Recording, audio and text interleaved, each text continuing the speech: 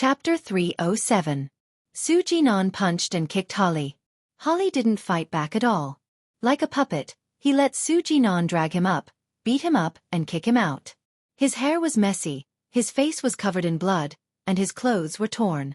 Enough! Su Bolin finally couldn't stand it anymore and grabbed the furious Su Jinan. Dad, don't hold me back. Let me kill him.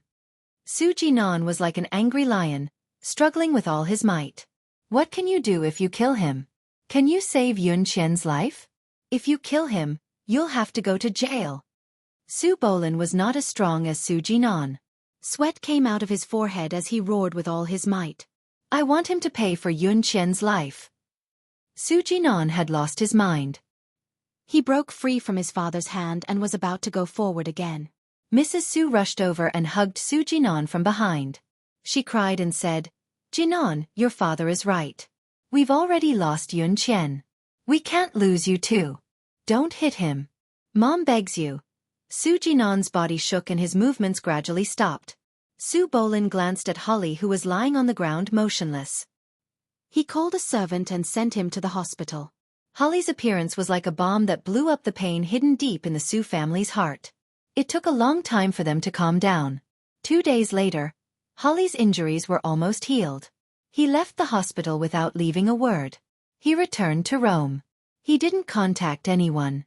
Holly went to the police station and admitted that he killed his wife.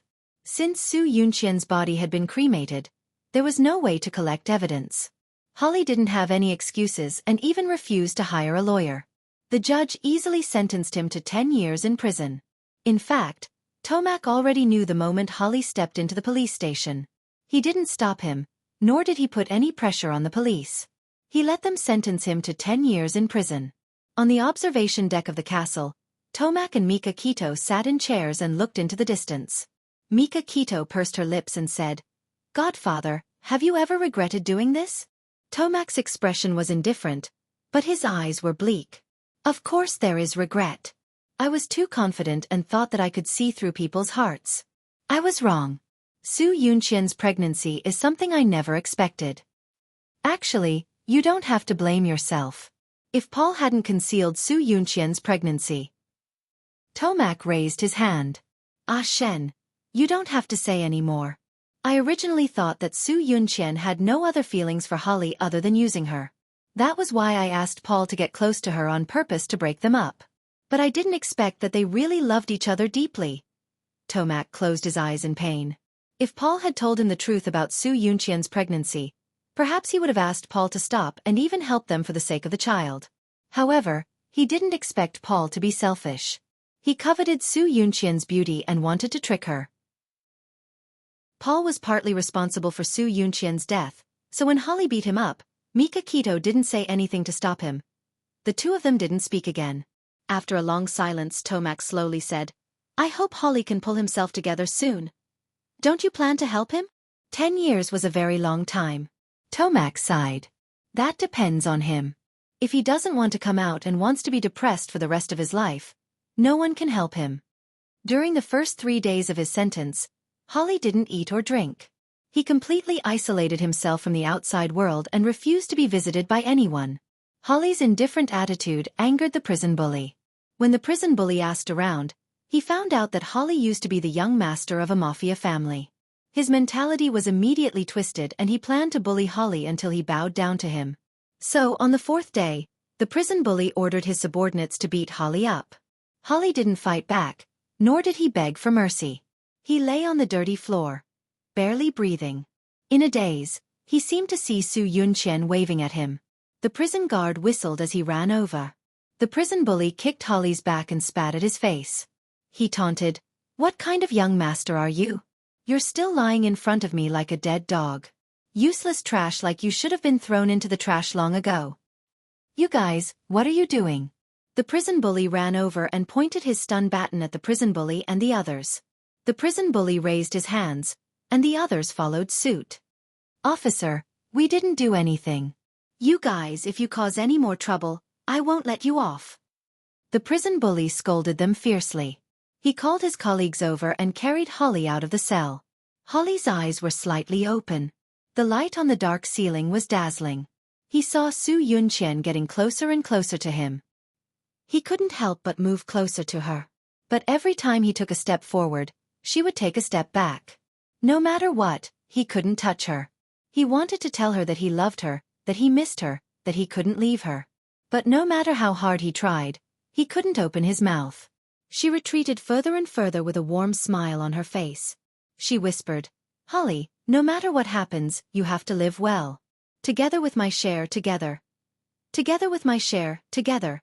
Her frail figure gradually disappeared, but the word she said remained clearly in his mind. He slowly moved his fingers. In a daze, he saw people in white coats moving in front of him and heard their conversation. "All right, it's okay. There's still a heartbeat. The prison bully and his gang are too arrogant. They should be suppressed. Otherwise, someone will die next time." After that, his eyelids became heavier and heavier. He couldn't hold on any longer and fainted. Holly was seriously injured this time. He was bedridden for a week. After his injuries healed, he seemed to have changed into a different person. Although he still didn't speak, he was no longer depressed. He was even more indifferent. His eyes were as cold as a lake, cold and emotionless. He ate seriously, exercised seriously, and studied seriously. After a week, he defeated the prison bully and his gang by himself and became the new prison bully. A month later, Holly wrote 3 letters and sent them to Tomac, Mika Kito, and Xia Dong. In the letter to Tomac, he said that after his parents passed away, he respected his uncle as if he was his biological father. He said that he was deeply sorry for letting down his uncle's expectations of him. He said that he would turn over a new leaf and become a better person. After reading the letter, Tomac's eyes were filled with tears. He contacted the prison on the same day, hoping that they could help reduce Holly's sentence. In the letter to Mika Kito, there were only 2 short sentences. "Ashin, I used to treat you as a brother. Are you still willing to treat me as a brother?" Mika Kito didn't reply to him. The letter to Xia Dong was the one Holly spent the most time on. He wrote a few sentences, but felt unsatisfied. He tore it up and rewrote it several times before he could finish it. Xia, I hope that after all that has happened, you won't mind me calling you that. The first time I saw you, it was very cold. You were wearing a white cashmere coat and a woolen hat with 2 pom-poms hanging down. You had a bright smile, like the sun shining into the castle. At that time, I thought that I liked this girl with a clean smile, and I wanted to protect her. Later, I wanted too many things, and I felt the pressure from Ashin. He was very outstanding, and compared to him, I was like a piece of trash. I felt that I couldn't raise my head in front of him, and I was getting less and less valued by my uncle. I hated this feeling. 2 years ago, I overheard a conversation between my uncle and Ashin. I knew that my uncle was very dissatisfied with me and wanted to let Ashin take care of the family. I was angry and decided to take back what was mine. Since then, I have done many things to hurt Ashin. I knew that Ashin cared about you, so I didn't hesitate to use you to hurt him. I've long been blinded by my anger and desire to protect you. I've even forgotten the promise I made to protect you. Xia, I don't expect you to forgive me. I just want to tell you that I really feel very guilty. If I had the chance to do it all over again, I would never hurt you again. I promised Xiao Guai that I would go to the hospital to visit her. Now, I have to go back on my word.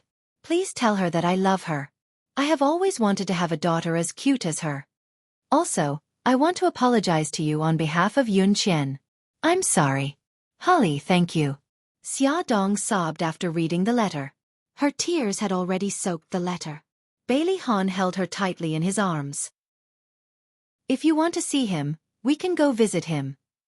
2 days later, their request for a visit was answered. Holly was willing to see them. They sat across from each other through the glass, each holding a walkie-talkie in their hands. Holly had lost a lot of weight.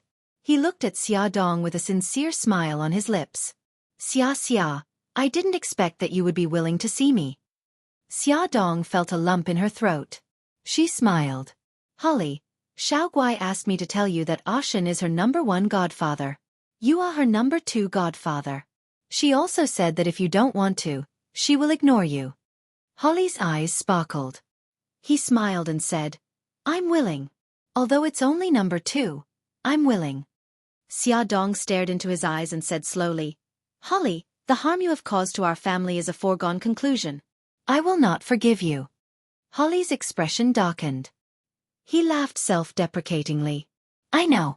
I'm really sorry. So, Xiaodong continued, I want to punish you.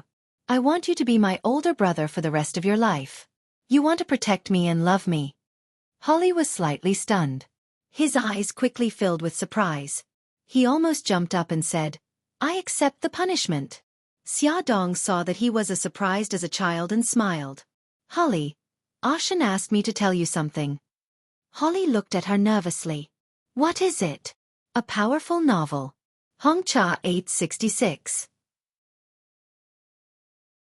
Chapter 308. Xiaodong said slowly, Brother Shen said that he'll only forgive you this once. Holly was stunned. What does that mean? Xiaodong laughed and scolded, Idiot, it means that he forgives you, but only this once. If there's a next time, he'll chop you to death with a knife. Holly's eyes shone brighter and brighter. He trembled and turned his head to avoid Xiaodong's gaze. Something shiny rolled from his eyes to the ground. Xiaodong pretended not to see it and smiled brightly. Holly, Godfather also asked me to pass a message to you. Perform well and strive for a reduction in your sentence. Come out soon. Our whole family is waiting for you. Holly rubbed his nose and said in a hoarse voice, I will, Xia. Help me take care of Uncle. Okay. Holly performed very well in prison. With Tomac's help, his sentence was reduced 3 times in a row and his sentence was shortened from 10 years to 5 years. During his time in prison, he had been working hard to improve himself. Just as Tomac said, he had been reborn. After he was released from prison, Mika Kito handed over the management of the Dark Knight family to him. Holly became the greatest leader of the Italian mafia after Tomac. His only regret was that he was never married. These were all stories for later, so let's not talk about them for now. Before they knew it, it was already February. According to China's tradition, the Spring Festival was coming. Xiao Guai had recovered and Bailey Han decided to take his wife and child back to China to reunite with his family. Tomac had already handed over the management of the Dark Knight family to Mika Kito. Mika Kito had to live in Rome for a while. Bailey Han's family said goodbye to Tomac and Mika Kito and took a private jet back to a city. On the day they returned, it was very cold. Xiaodong and Xiao Guai had stayed in the warm Rome for too long. When they got off the plane, they were still a little uncomfortable and their cheeks were red from the cold. Bailey Han held Xiao Guai tightly in his arms, while Xiaodong held Hai. The family of 4 got into the Rolls-Royce that came to welcome them. The Rolls-Royce drove into Bailey's mansion.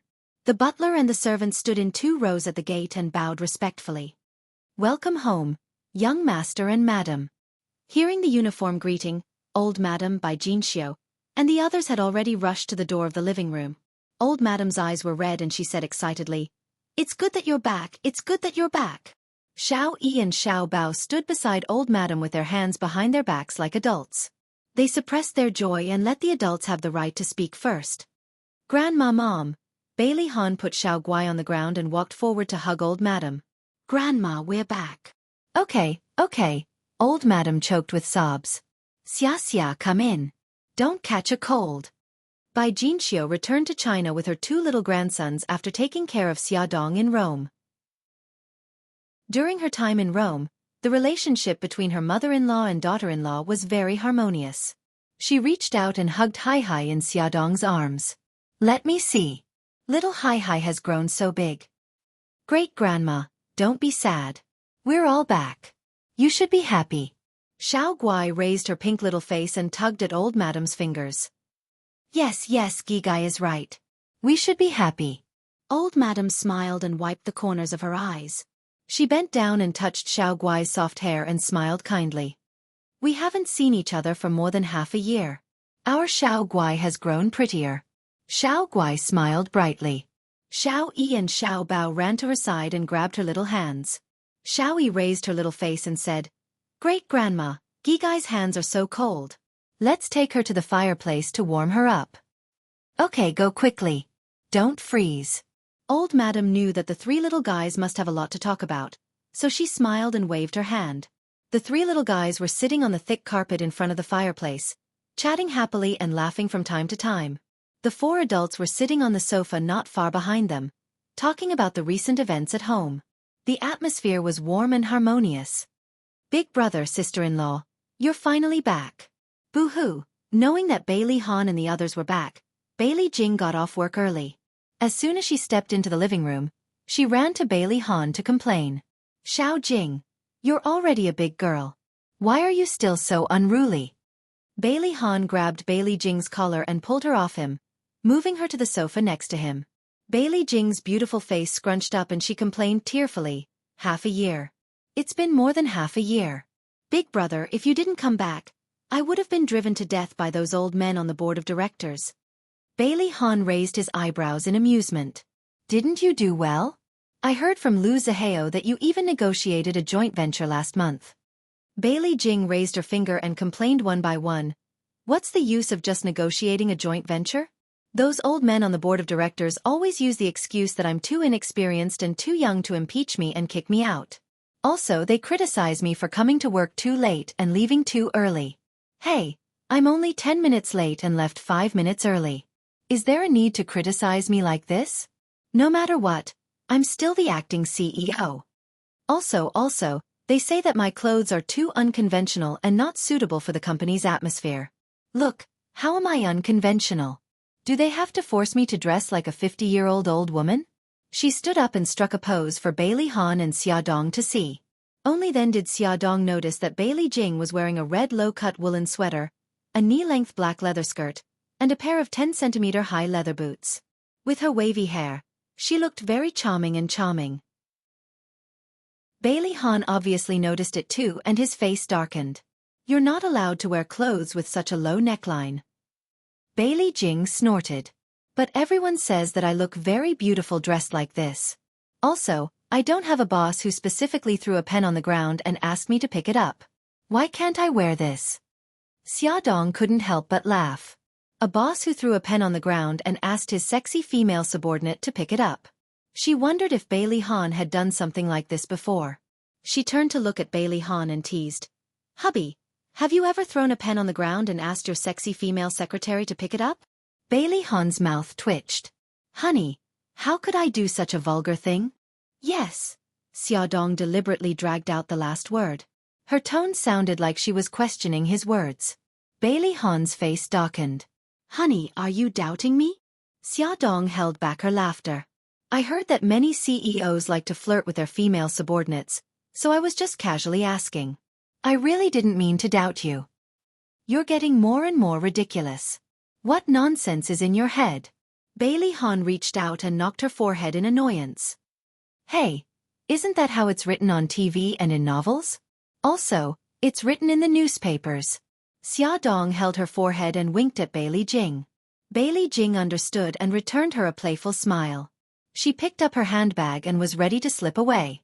She had already slipped to the staircase and thought she was in a safe zone. Unexpectedly, Bailey Han suddenly said in a deep voice, Stop right there. Bailey Jing's face was bitter. She turned her head stiffly and laughed dryly. She pointed to the stairs. Big brother, I won't disturb you flirting with sister-in-law.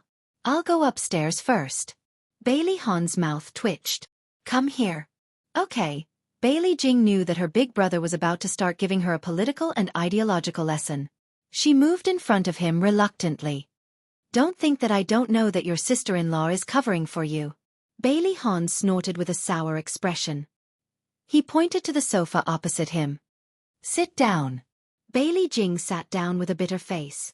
Big brother, you just came back and you're already lecturing me. Do you have to be so cruel? Bailey Han said indifferently. Who asked you to be so immature? As the CEO, your dressing will affect the company's image and your image in the hearts of the employees. Do you want to become the sexual fantasy of all the male employees? Xia Dong and Bailey Jing almost fell to the ground. How could he say those words with such a calm tone and expression? What? You have nothing to say? Bailey Jing was speechless. Big brother, you've already scared us. Xia Dong coughed and spoke up for Bailey Jing. Hubby, it's actually not as exaggerated as you say. You can't destroy everyone's personality just because it's the workplace. I think that Jing's dressing is quite beautiful. She's already very conscious of her limits. Although the woolen sweater was a low-cut design, it didn't expose any parts of her body that shouldn't be exposed. It only highlighted her exquisite collarbone. The leather skirt was also knee-length, so the matter wasn't as serious as Bailey Han said. Bailey Han stared at Xia Dong with a half-smile. So, you think this is normal? Yes. Xia Dong nodded fearlessly. Very good, my dear wife. You've been stripped of your right to wear clothes of this standard. Bailey Han smiled and patted her head, like a big bad wolf that had succeeded in his evil plan. Xia Dong wanted to cry but had no tears. What was this? Why did she suddenly get the attention of the gunfire? Bailey Jing rushed over and hugged Xia Dong. Sister-in-law, I've implicated you. Xia Dong patted her back and suddenly became smart. It's okay. Actually, your big brother has been planning this for a long time. He just suddenly found an excuse today. Bailey Jing wiped her eyes and pretended to cry. Sister-in-law, I suddenly feel that we're living under the oppression of an old-fashioned old man. It's so stressful and so pitiful. Xia Dong sighed seriously. Xiao Jing, you've finally realized this problem. I'm very relieved because I've been oppressed for a long time. You too, don't treat me as if I'm dead. Bailey Han rubbed his throbbing temples. Speaking of being oppressed, why did he feel that he was the one being oppressed? Xia Dong and Bailey Jing covered their mouths and snickered. They had already been stripped of their right to wear low-cut clothes. Weren't they allowed to complain a little? The next day, Bailey Han and his wife took the 4 children to visit their aunt and uncle. Their aunt and uncle were very happy. The whole family ate and chatted happily. They were even more excited than when they were celebrating the new year. Their aunt warmly urged them to stay until they finished dinner. On the way home, Xia Dong was sitting in the front passenger seat with Hai Hai in her arms. She suddenly received a strange text message. Beauty novel, Song Shu 566. Chapter 309. Xia Dong heard her phone ring. She opened it and saw a strange text message. I know the whole truth. She frowned and replied. Who are you? After a few seconds, the other party replied. Who I am is not important. What's important is that I know your secret. Xia Dong thought for a moment and typed a line of words on her phone. What are you trying to say? Beep beep. Another text message came in. Xiao Bao is not your son. Xia Dong's fingers suddenly tightened. Her body froze and her expression turned ugly. Because they were driving at night, Bailey Han paid more attention to safety. He focused all his attention on the road ahead and asked casually, Who sent the message?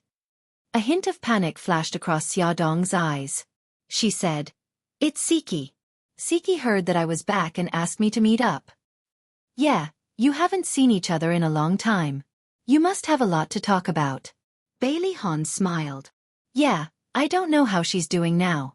I'm looking forward to meeting her too. Xia Dong replied to the text message as she spoke. Please don't talk nonsense. Xiao Bao is my son. This time, the other party replied after about 10 minutes. Xiao Bao is your adopted child. Xia Dong nervously hugged Hai Hai tightly. She was worried that Bailey Han would find out that something was wrong, so she turned off her phone and ignored the mysterious stranger. However, the other party's words were like a stone thrown into the calm lake of her heart, causing ripples. Along the way, Xia Dong was restless. She had a bad feeling that her life, which had finally calmed down, was about to be disrupted again. Honey, we're home. Bailey Han opened the car door and took his daughter from her arms. Little Wingzi and his siblings had already jumped out of the back of the car and ran into the villa, chasing after each other. What's wrong? You seem to have something on your mind. Bailey Han glanced at Xia Dong. She lowered her head and looked at the road under her feet seriously. She was so quiet that it was abnormal. No, I was just thinking about where I should meet Siki since it's so cold now. Xia Dong looked thoughtful. Hubby, where do you think we should go? Bailey Han smiled. How about going to the hot springs? Just you and Yi Siki. She had always placed all her focus on the children and rarely had the chance to relax or talk to her friends. He supported her to have her own social circle so that she would not be bored. She smiled and nodded. Sounds good. You're smart. Bailey Han laughed. Go in quickly. It's cold outside. He moved his arm in her direction, and she naturally took his arm. At night, while Bailey Han was taking a shower, Xiaodong turned on her phone. There were no unread messages. She hesitated for a while and deleted all the messages sent by the mysterious stranger. For the next 2 days, she did not receive any more messages from that person. She comforted herself by thinking that maybe it was just a prank. In the cold winter, it was very comfortable to soak in the hot springs. Xiaodong and Yi Siki decided to go to the famous hot springs resort in the suburbs. Before leaving, Xiaodong put on a thick coat and held 2 scarves in her hands. Standing in front of the mirror, she did not know which one to wear. Bailey Han said gently with a smile, "Wear the red one. It matches the color of your coat. It's very beautiful." Xiaodong looked at Bailey Han's figure in the mirror. He crossed his arms and leaned leisurely against the door. There was a gentle smile on his handsome face. The corners of her lips curled up. As she tied the scarf, she said, "Are you really not coming with us?" He approached her and hugged her gently from behind. He bit her earlobe and said softly, "It's rare for you and Yi Siki to meet. Wouldn't I spoil your mood if I went? If you like, we can go to the hot springs together next time and spend a few days comfortably." "Okay." She turned around and put her arms around his neck. She kissed him on the lips. "Hubby, you should go to the company today. Xiao Jing is getting calluses on my ears." From the first day Bailey Han returned to China, Bailey Jing wanted to return the Shanghao group to him as soon as possible. However, he refused to take over and continued to live a leisurely life with his wife and children every day. Bailey Jing was so jealous that her eyes turned red. She took the opportunity to whisper in Xiaodong's ear, hoping that she would help her persuade her brother. "You and Xiao Jing are so close that it almost makes me jealous. I'm your husband. Why don't you feel sorry for me?" Bailey Han bit her lips as if punishing her. Xiaodong hugged him tightly. "You're my husband. Of course, I feel sorry for you. However, the Shanghao group is your hard work after all. You can't just ignore it, right?" "Silly, who said I'm ignoring it? Do you think Xiao Jing can reach an agreement with the European side with her fancy moves? Your husband is strategizing and winning from 1,000 miles away." Xiaodong's eyes widened in surprise. "Hubby, you're so amazing. Why haven't I seen you work before?" Bailey Han leaned against her neck and chuckled. "Because you sleep a lot every day. I just make use of the time you sleep." Why did this sentence sound so familiar? Xiaodong blinked and suddenly remembered that a great celebrity once said, "There's no such thing as a genius. I just use the time other people spend drinking coffee on work." "Hubby, you've worked hard to support our family," Xiaodong said seriously. Bailey Han rubbed her hair. "Since you know I've worked so hard, you have to make it up to me. When you come back tonight, I'm going to eat meat." "Hubby, don't suddenly change the topic." Moreover, it suddenly jumped to a restricted topic. Xiaodong puffed up her cheeks and her eyes were wet. She looked pitiful. Bailey Han pinched her cheek. "Okay, I promise you. I'll go to the company early so that you can report to Xiao Jing." "Are you satisfied?" "Yes, yes." She nodded and inadvertently glanced at the clock. She exclaimed, "Oh no, it's getting late. I'm going to be late." "Don't worry. Yi Siki won't mind." "No, I can't. We agreed to meet at the cafe, and then we'll go to the resort together in my car. She'll get anxious if we wait too long."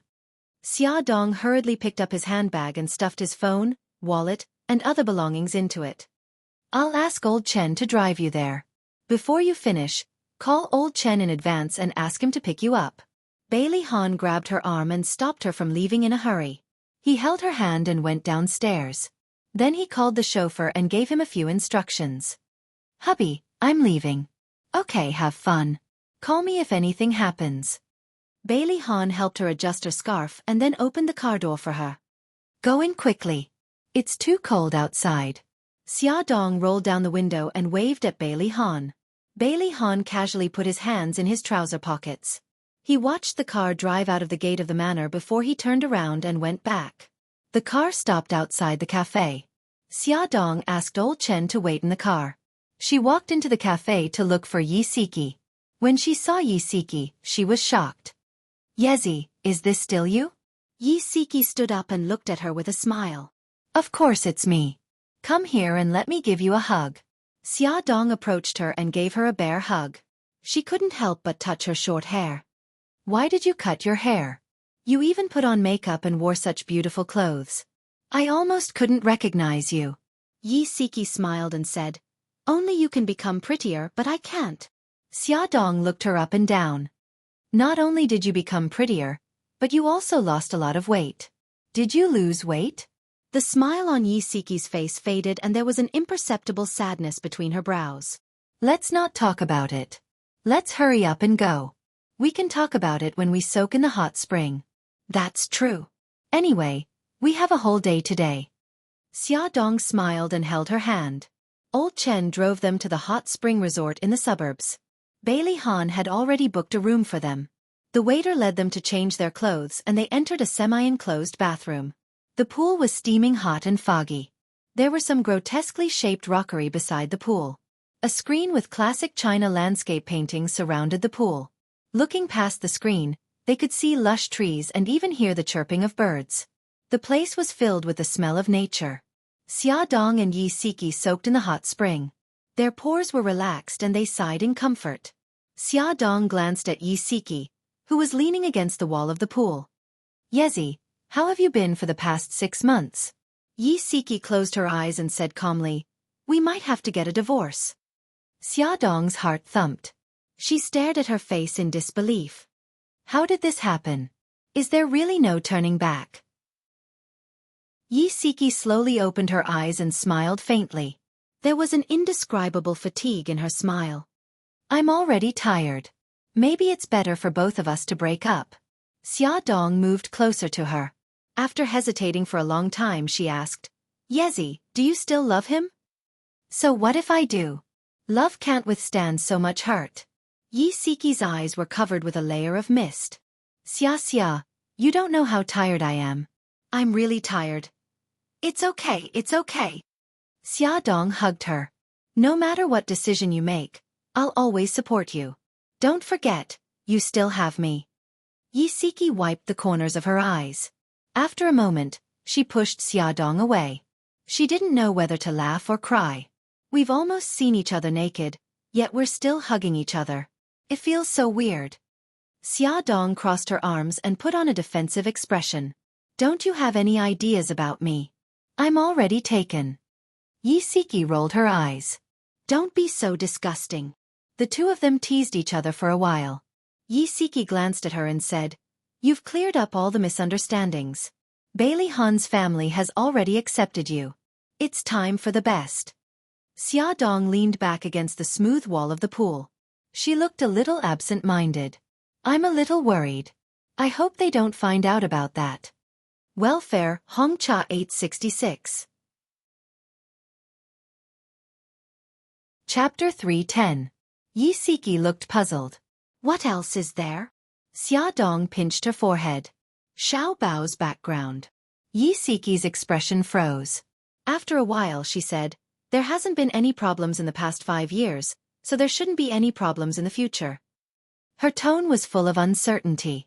Xia Dong looked at the woods beyond the screen. A few days ago, a mysterious person sent me a text. He said that he knew that Xiao Bao was my adopted child. I comforted myself by telling myself that it was just a prank, but... She suddenly turned her head and looked at Yi Siki. She said slowly, besides the director of the orphanage, only you and Brother Shen know about this. Obviously, you wouldn't play such a prank on me. Yi Siki frowned. Her voice was hoarse. What else did the mysterious person say? Xia Dong shook her head. After I switched off my phone, he stopped harassing me. I don't know who he is or what he wants to do, but I can't help but feel uneasy. We already have a peaceful life, so I don't want it to be disturbed by that incident. Yi Siki thought for a moment. Have you ever thought of telling Bailey Han and his family the truth? I have, but I have my concerns.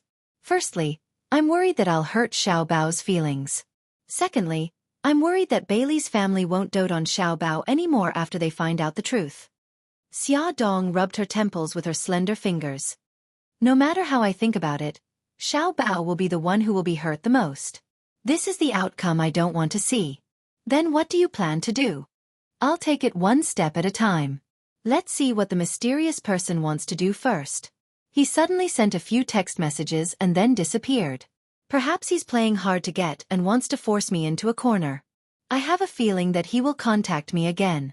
You can tell Bailey Han the truth and face this matter together with him. Yisiki sank into the bathtub. The warm water flowed over her neck and the mist seemed to fill her eyes. Her eyes were wet. Xia, based on my experience, it's best to be honest with each other. Don't hide anything. Otherwise, when there's a crisis of trust between the two of you, there will be cracks in your relationship. Xia Dong followed her example and sank into the bathtub. Okay, I'll think about how I should tell him. She didn't know how to tell Bailey Han that Xiao Bao wasn't his son. The two of them soaked for a long time. When they came out of the bathtub, it was already afternoon. They changed their clothes, had lunch, and went to the KTV room to karaoke. The two of them hugged each other shoulder to shoulder as the wind howled. They laughed and played to their heart's content until their voices became hoarse. Only then did they collapse on the sofa and burst out laughing, venting all the pressure and worries that had accumulated in their hearts. The two of them walked out of the KTV room with their arms around each other's shoulders. They couldn't contain their excitement as they danced around, attracting a lot of attention. Among them, there was a pair of gays who had their arms around each other's shoulders. They walked towards them about 10 meters away and looked at them passionately as if they had seen their own kind. Xia Dong poked Yisiki with her finger and laughed sinisterly. Yezi, look at that pair. They're looking at us with such passionate eyes. They must think that we're a couple too. Yisiki turned to glance at them and commented in a serious tone. The top one is tall and the bottom one is delicate and charming. They're a good match. Xia Dong waved at the two of them. Hey, I wish you both happiness. The bottom was so touched that tears welled up in his eyes. He waved back. I wish you both happiness too. Yisiki grinned from ear to ear. Thank you. The two of them nodded at each other and walked past each other. The onlookers shook their heads. What a pity. Such a beautiful woman and such a handsome man. How could they be gay? After walking some distance, the two of them hid in the corridor and laughed. Xia Dong's eyes were filled with tears. I haven't been so happy in a long time. I suddenly remembered that when we were in university, we also teased Lin Shihao like this. She stopped talking abruptly. Yezi, I'm sorry. It's okay. Yisiki patted her on the shoulder and grinned. I'm not a porcelain doll that will break at the slightest touch. Now that you mention it, I remember. At that time, Lin Shihao and I were not in a relationship yet. He bought breakfast for me every day and waited for me to go to class with him. The other girls in the hostel said that Lin Shihao had a crush on me. You came up with this idea, saying that you wanted to provoke him into confessing to me. What happened in the end? Yisiki stared at Xia Dong with a smirk. Xia Dong touched her nose gloomily. In the end, Lin Shihao said, stop fooling around.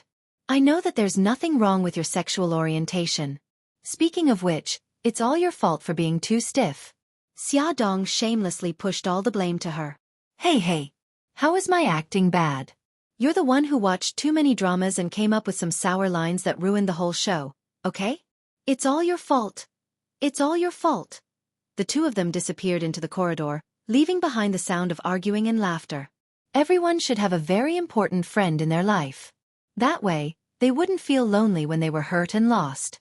It was past 5 in the afternoon. The sky was very gloomy. It seemed like it was going to snow again. Xia Dong and Yisiki were wrapped up tightly. When they came out of the resort, Old Chen had already parked the car at the gate. Xia Dong asked Old Chen to send Yisiki home first. The two of them hugged and said goodbye. Yisiki was carrying the gift that Xia Dong brought back from Rome. He smiled and waved his hand. Be careful on the road. Say hello to Bailey Han and the little guys for me. By the way, bring Hai out next time. I haven't seen her yet. Xia Dong lowered half the window and smiled. Got it. Hurry up upstairs. Your Nyonyo must be waiting anxiously. Xia Dong walked into the living room and saw Bailey Han sitting by the fireplace with Xiao Guai in his arms. Xiao Yi and Xiao Bao were sitting around them. The three children were listening attentively to Bailey Han's story. The corners of Bailey Han's lips curled up slightly, and his deep and magnetic voice rang out in the spacious living room. Xia Dong approached them and could tell that he was telling the story of the treasured lotus lamp. His voice was deep and slow, and it was especially infectious. No wonder the children were so engrossed in it. Xiaodong didn't want to disturb their warm atmosphere, so she quietly walked to their side and sat on the sofa opposite Bailey Han. Bailey Han looked up at her, and the smile on his lips deepened.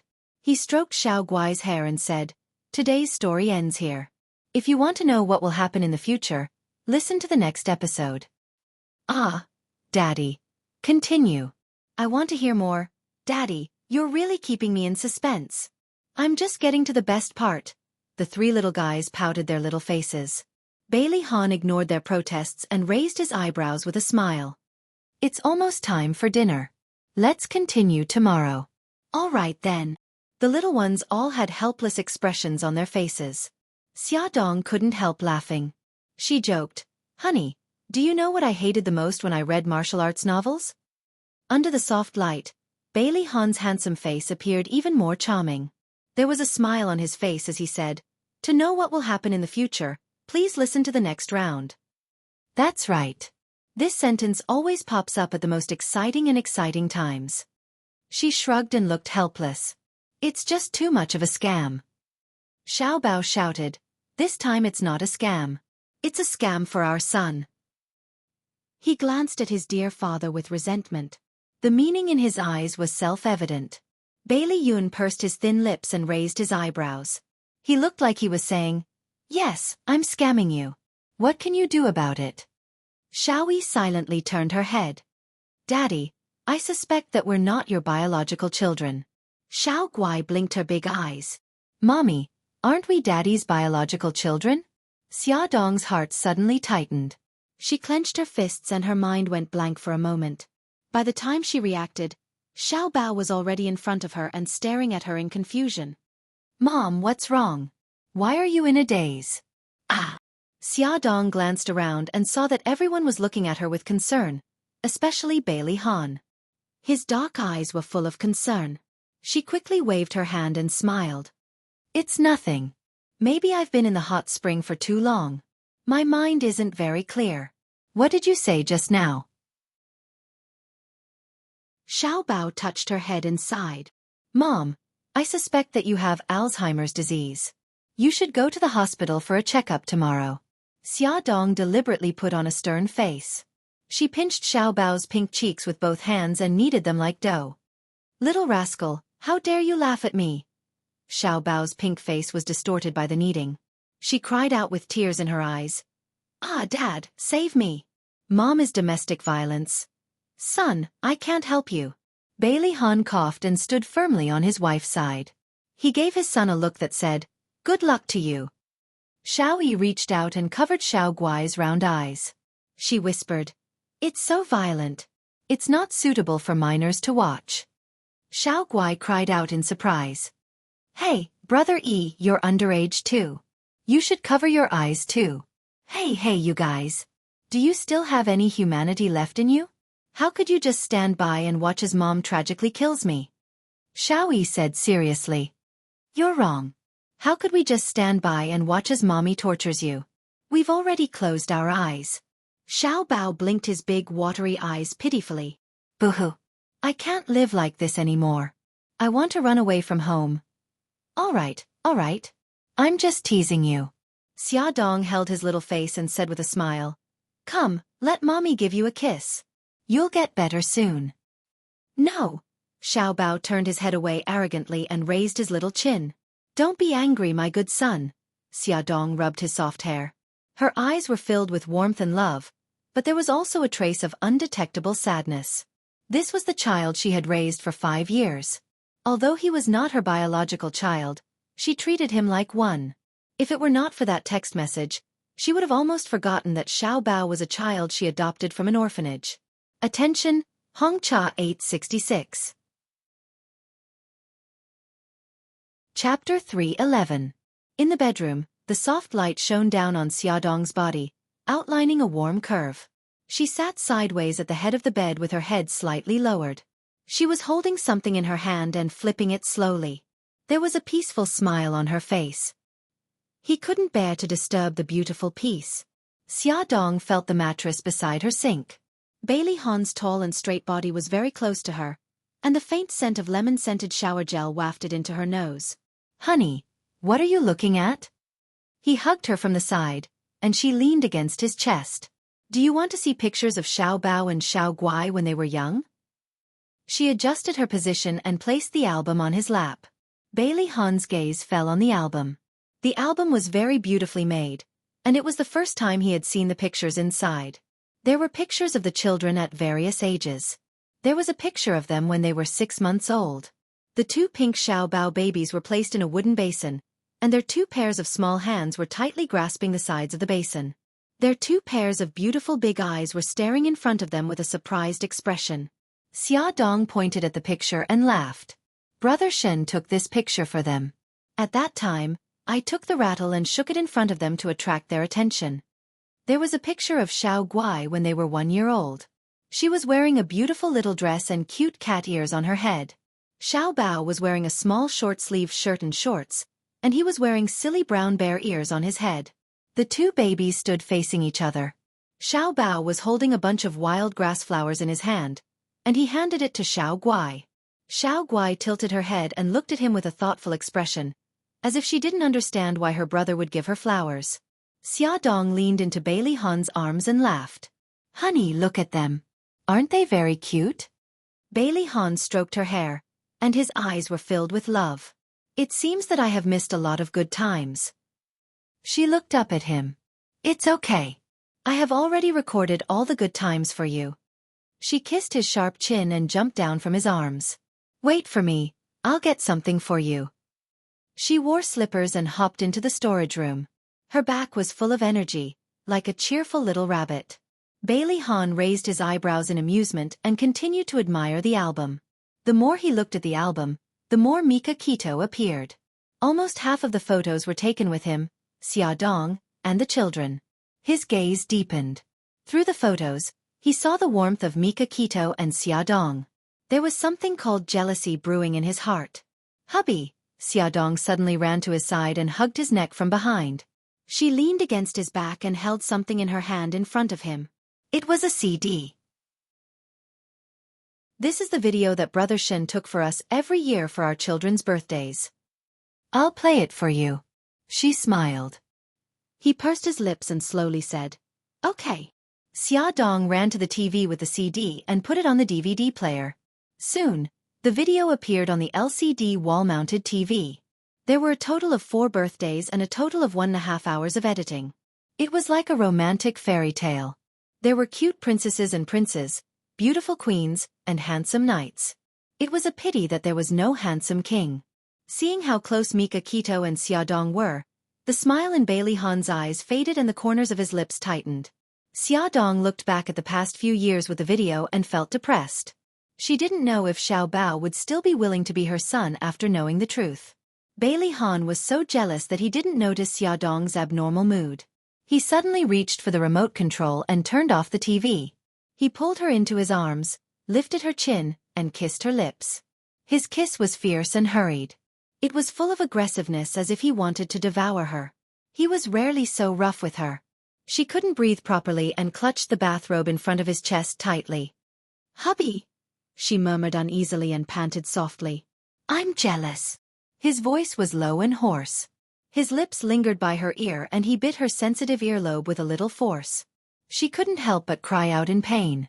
He stroked her back with both hands and whispered, "In the past 5 years, your relationship with Mika Kito was so good that it made me jealous." He bluntly complained about his dissatisfaction. He quickly took off the bathrobe on her and suddenly pressed her under his body. His eyes were terrifyingly dark. She shrank her shoulders. She didn't expect him to suddenly mention Mika Kito. She bit her lips in grievance and her eyes were hazy with tears. Her voice was mixed with a trace of gentleness. "I only treated him as an older brother. You said that you would understand." "I can't understand it now." Bailey Han forcefully kissed her lips and his hands were on fire all over her body. If it was said that before he saw these photos and videos, he was 100% jealous of Beitang Shen, then now, his jealousy towards him had reached 200%. He hated that he had lost his memory for 5 years and that she had been able to leave him for 5 years. As a result, Mika Kito had played an important role in her and their child's lives. He hated that he had been absent from their lives for 5 years. When she needed support and help the most, he couldn't be by her side. Xia Dong hugged this irritable man who seemed to be in puberty. She tried to use her gentleness to defuse his sudden anger. She hooked her arms around his neck and raised her head. Her soft lips kissed his chin and then wandered around his face, the corner of his lips, the high bridge of his nose, his full forehead, and finally the tip of his cold ear. She stuck out the tip of her tongue and gently licked it. His body suddenly trembled. His clear black and white eyes stared into her eyes. The corners of her eyes were full of smiles. She said softly, "Hubby, no matter what happened in the past, the one who is by my side now is you. In the future, only you will be by my side." His eyes were instantly overflowing with color. Under the soft light, his face was unbelievably beautiful. His brows were slightly furrowed and the veins on his forehead popped out. His face was flushed and it seemed that he had been holding back for a long time. His voice had a unique magnetism. "In the future, only me." His tone was firm and domineering. There was no room for discussion. She nodded. "Only you. Wifey, do you still remember what I said today?" His lips curled into a devilish smile. He bent down beside her ear and his hot breath tickled her ear. His hand gently kneaded her soft pink ear. Her cheeks were flushed red. That scorching breath enveloped her and she almost suffocated. Her hands and feet were already unable to exert any strength. Following his movements, her delicate voice died down. "You don't remember. I think it wasn't anything good." He suddenly held her butt and slapped it hard. There was a mischievous smile in his voice. "You're so naughty. You actually forgot what I said. It hurts." She furrowed her brows and bit her lips. She looked like she was about to cry and it made his heart skip a beat. He turned her over and his voice was filled with annoyance. "Let me see." 5 clear fingerprints were left on her fair and tender skin. Her skin was delicate to begin with. Even if he held her arm tightly, it would leave a mark, not to mention his heavy slap. He wanted to be naughty, but he didn't expect that he couldn't control his strength. The tips of Bailey Han's ears were slightly red. He was extremely annoyed and bent down to kiss the clear fingerprints. Xia Dong felt something soft land on her butt. It was like a feather moving gently around the area that he had slapped. Then, the tip of a wet tongue licked her skin. She was so shocked that her back arched slightly. "Hubby, don't." She shyly moved her body, but his palm held her down tightly. He kissed her back slowly and a numb feeling instantly rose from the bottom of her feet to the top of her head. Her body trembled violently and her heart felt like it was about to explode. Unknowingly, he was already leaning on her back. His hot lips were against her ear and his voice was filled with unbearable desire. "Wifey, do you remember what I said today?" "Boo-hoo. I remember." She had reason to believe that if she didn't surrender, he would torture her until she knelt down and begged for mercy. "What did I say?" He blew hot air into her ear. Her body trembled and her voice was intermittent. You want to eat meat. That's a good girl." He kissed the tip of her red ear. That night, Bailey Han, who had endured for nearly half a year, finally got what he wanted. He ate a lot of meat. After eating the meat, he carried the unconscious Xia Dong into the bathroom and cleaned her up. Then, he held her in his arms and fell into a deep sleep with a satisfied expression on his face. The next day, after Xia Dong woke up, she habitually touched the spot beside her. It was empty and a little cold. Bailey Han must have been awake for a long time. Inexplicably, she felt a little disappointed. She hugged the blanket and sat up from the bed. Her legs were sore. Thinking about their wild behavior last night, she couldn't help but blush and her heart beat faster. She covered her head with the blanket tightly. Beep beep. Her phone rang. Xia Dong picked it up from the bedside table. It turned out to be a message from Bailey Han. "Little lazy cat, are you awake? I saw that you were sleeping so soundly this morning, so I couldn't bear to wake you up. Gigai, rest at home. I'll be back early tonight." Xia Dong laughed foolishly and replied, "Is it convenient now?" At that moment, Bailey Han was sitting in the meeting room facing all kinds of accusations from the group of old men on the board of directors. They blamed him for affecting the company's normal operations for personal matters, for letting the inexperienced Bailey Jing manage the company, and for affecting the company's performance and so on. Don't ask him why he sent a message at this time. It was because he felt that facing this group of old antiques was very boring. Also, his wife should have woken up by now. His phone vibrated with a message notification. Bailey Han glanced indifferently at a certain old antique, who was still talking non-stop, and replied calmly, "It's convenient." After replying, he put the phone down on the table and suddenly interrupted old antique. His expression was solemn as he said in a heavy voice, "As far as I know, during the time that Bailey Jing has been managing the company's performance has risen by 3 points. The company's operations in all aspects are going well. If you're willing to look through the information in your hands, you'll understand that what I'm saying is true." There was the sound of awkward coughing in the meeting room, as well as the sound of someone flipping through information and a very discordant ringtone. "Wifey is calling, wifey is calling." The group of people almost banged their heads on the table. Under their strange gazes, Bailey Han calmly answered the phone and said softly, "Wait a minute." He raised his head and swept his gaze over the people in the meeting room. His gentle voice instantly turned cold. "Today's meeting is over." He abruptly got up, pushed his chair back, and strode out of the room. His voice was gentle again. "Wifey, have you had breakfast?" He hadn't deliberately lowered his voice, so everyone in the meeting room heard him. Everyone's expressions became very interesting. Lu Zihao very calmly helped his boss tidy up the information on the table. Before he walked out of the meeting room, he gently and kindly reminded everyone who was already petrified, "Everyone, the meeting is over."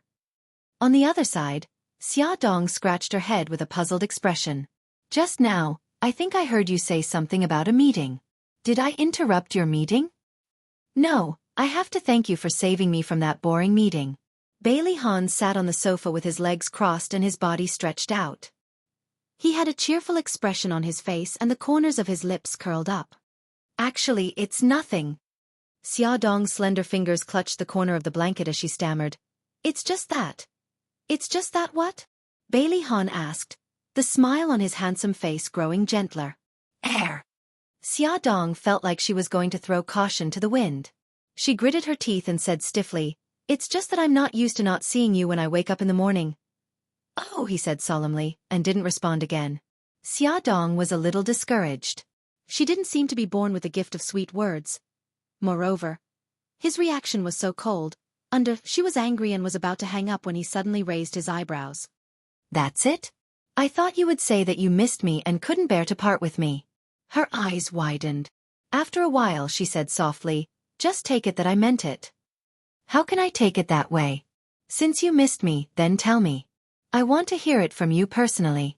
Bailey Han's gentle voice had a hint of bewitchment. All right, it wasn't like she hadn't said it before. She would just tell him. Fortunately, he couldn't see her blushing face. She was relieved. She lay on the bed and rolled around. "Hubby, I missed you." "I missed you too." His eyes were full of smiles. He seemed to have thought of something as his lips curled into a mischievous smile. "There's an ointment in the drawer on the right." "What is it for?" "The wound on your butt." His words were concise, but she blushed.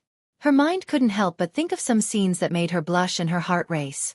She knocked on her forehead to stop herself from letting her imagination run wild. She quickly found an excuse to hang up the phone. "I'm hungry. I'm going to eat first. Bye-bye." He chuckled. "Okay." Xia Dong came out of the bathroom after washing up. When she heard the sound of a message on her phone, she thought it was from Bailey Han again. She quickly took out her phone to check, but she didn't expect to see a message from a stranger. The content of the message made her face turn pale. "I'm Xiao Bao's biological mother. Awesome novel. Hongcha 866. Chapter 312. The content of the message made her face turn pale. "I'm Xiao Bao's biological mother." Xia Dong bit her lip and hesitated for a while. Finally, with trembling fingers, she dialed the unknown number. Beep beep. The sound of waiting for the call to be picked up came from the phone. She clutched the phone tightly, her heart pounding like a drum. She was so nervous that her back was sweating. Click. The call was rejected. Xia Dong sat on the fabric sofa dejectedly. She didn't know what the other party wanted. She was typing a message, but before she could choose to send it, The other party had already sent a message. After the Spring Festival, I'm going back to my son. It seemed that the other party didn't want to talk to her directly, and only wanted to communicate through text messages. Xia Dong punched the sofa angrily, deleted the word she had already typed, and typed a new message. I want to meet you. After waiting for about 2 minutes, the other party replied. I'm not in China right now. Be prepared. After the Spring Festival, I'm going to take my son back. Xia Dong could no longer control her anger and quickly typed a message. What is this? You were the one who abandoned Xiao Bao back then, and now you want to take him back. Have you considered Xiao Bao's feelings? 10 minutes, half an hour. There was still no reply. Xia Dong called again, but the other party had already turned off the phone. I'm so angry. Xia Dong punched the sofa fiercely. She still couldn't vent her anger, so she used the cushion as a punching bag and punched it to vent her anger. Xia Dong thought for a long time and felt that she should first confirm whether the other party was Xiao Bao's biological mother. She dug out the phone number of the orphanage in Japan from a secret notebook. After she dialed an international number, she communicated with the orphanage director in Japanese for a long time. About a week ago, a Japanese woman came to our orphanage, saying that she was looking for her lost child. I took out all the photos of the orphans from the past 5 years. The woman looked at them for a long time and finally focused on Xiao Bao. She asked a lot of questions about Xiao Bao. Xia Dong gritted her teeth and asked, Does that woman have any evidence to prove that she's Xiao Bao's biological mother? The director said, I looked at the birth certificate in her hand at that time, and it confirmed that she had given birth to a child. She also said that her son had a small red mole on his buttocks. Xia Dong's heart sank. There was indeed a red mole on Xiao Bao's butt. It seemed that the woman who had inquired about him in the orphanage was his biological mother. At that time, I gave that woman your phone number and planned to tell you about this matter, but I called your phone, and it was turned off. The director's tone was apologetic. I'm very sorry if this matter has caused you any trouble. Xia Dong rubbed her eyebrows helplessly. I happened to be in Rome during that period of time, and I was using an overseas SIM card, so I missed your call. Can you tell me her name? Her name is Suzuki Sakura. I don't know much about other information.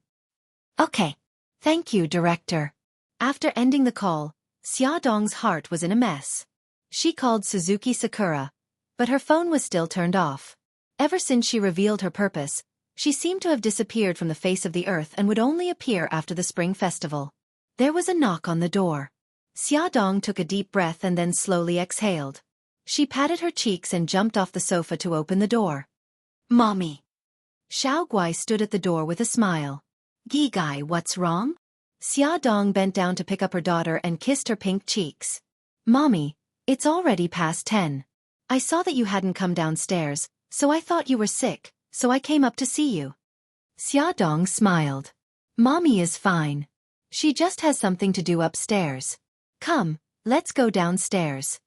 She carried her daughter downstairs and found that it was very quiet. She was a little curious. Gi Gai, where are the others? Xiao Guai played with her chubby little fingers and said softly, Sister Hai Hai is sleeping. Great-grandma and great-grandpa are in the study.